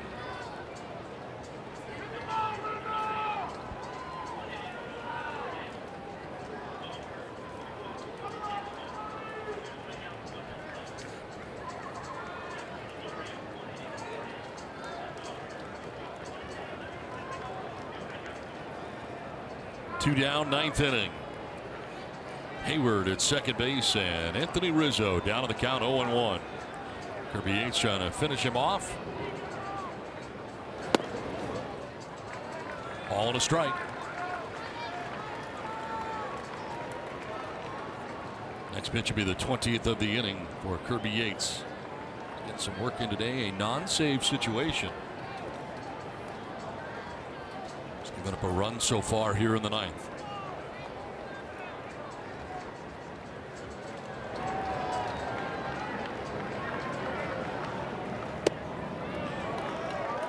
Close, but ball 2.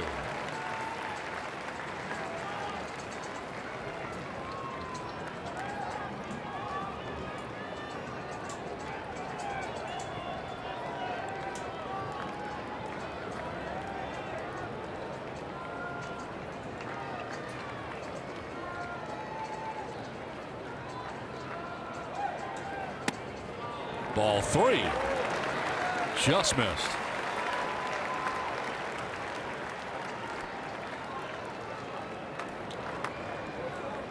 Addison Russell waiting on deck. 2 outs in the Cubs' bottom of the 9th.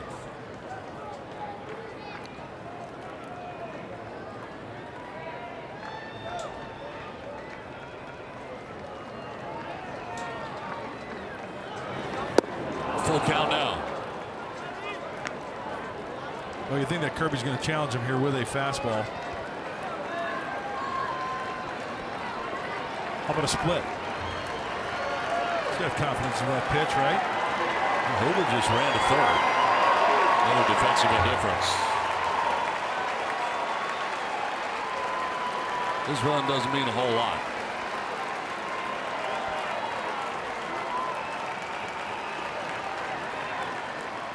Fouled back to the screen. 3-2 will do it again.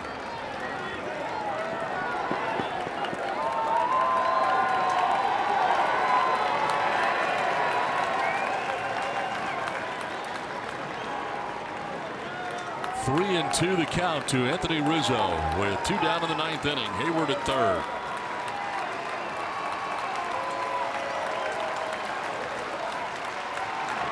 He struck him out and the Padres win. On the outside corner, and Rizzo is really unhappy with Angel Hernandez, who's headed off the field as the Padres win this one and split the 4-game series.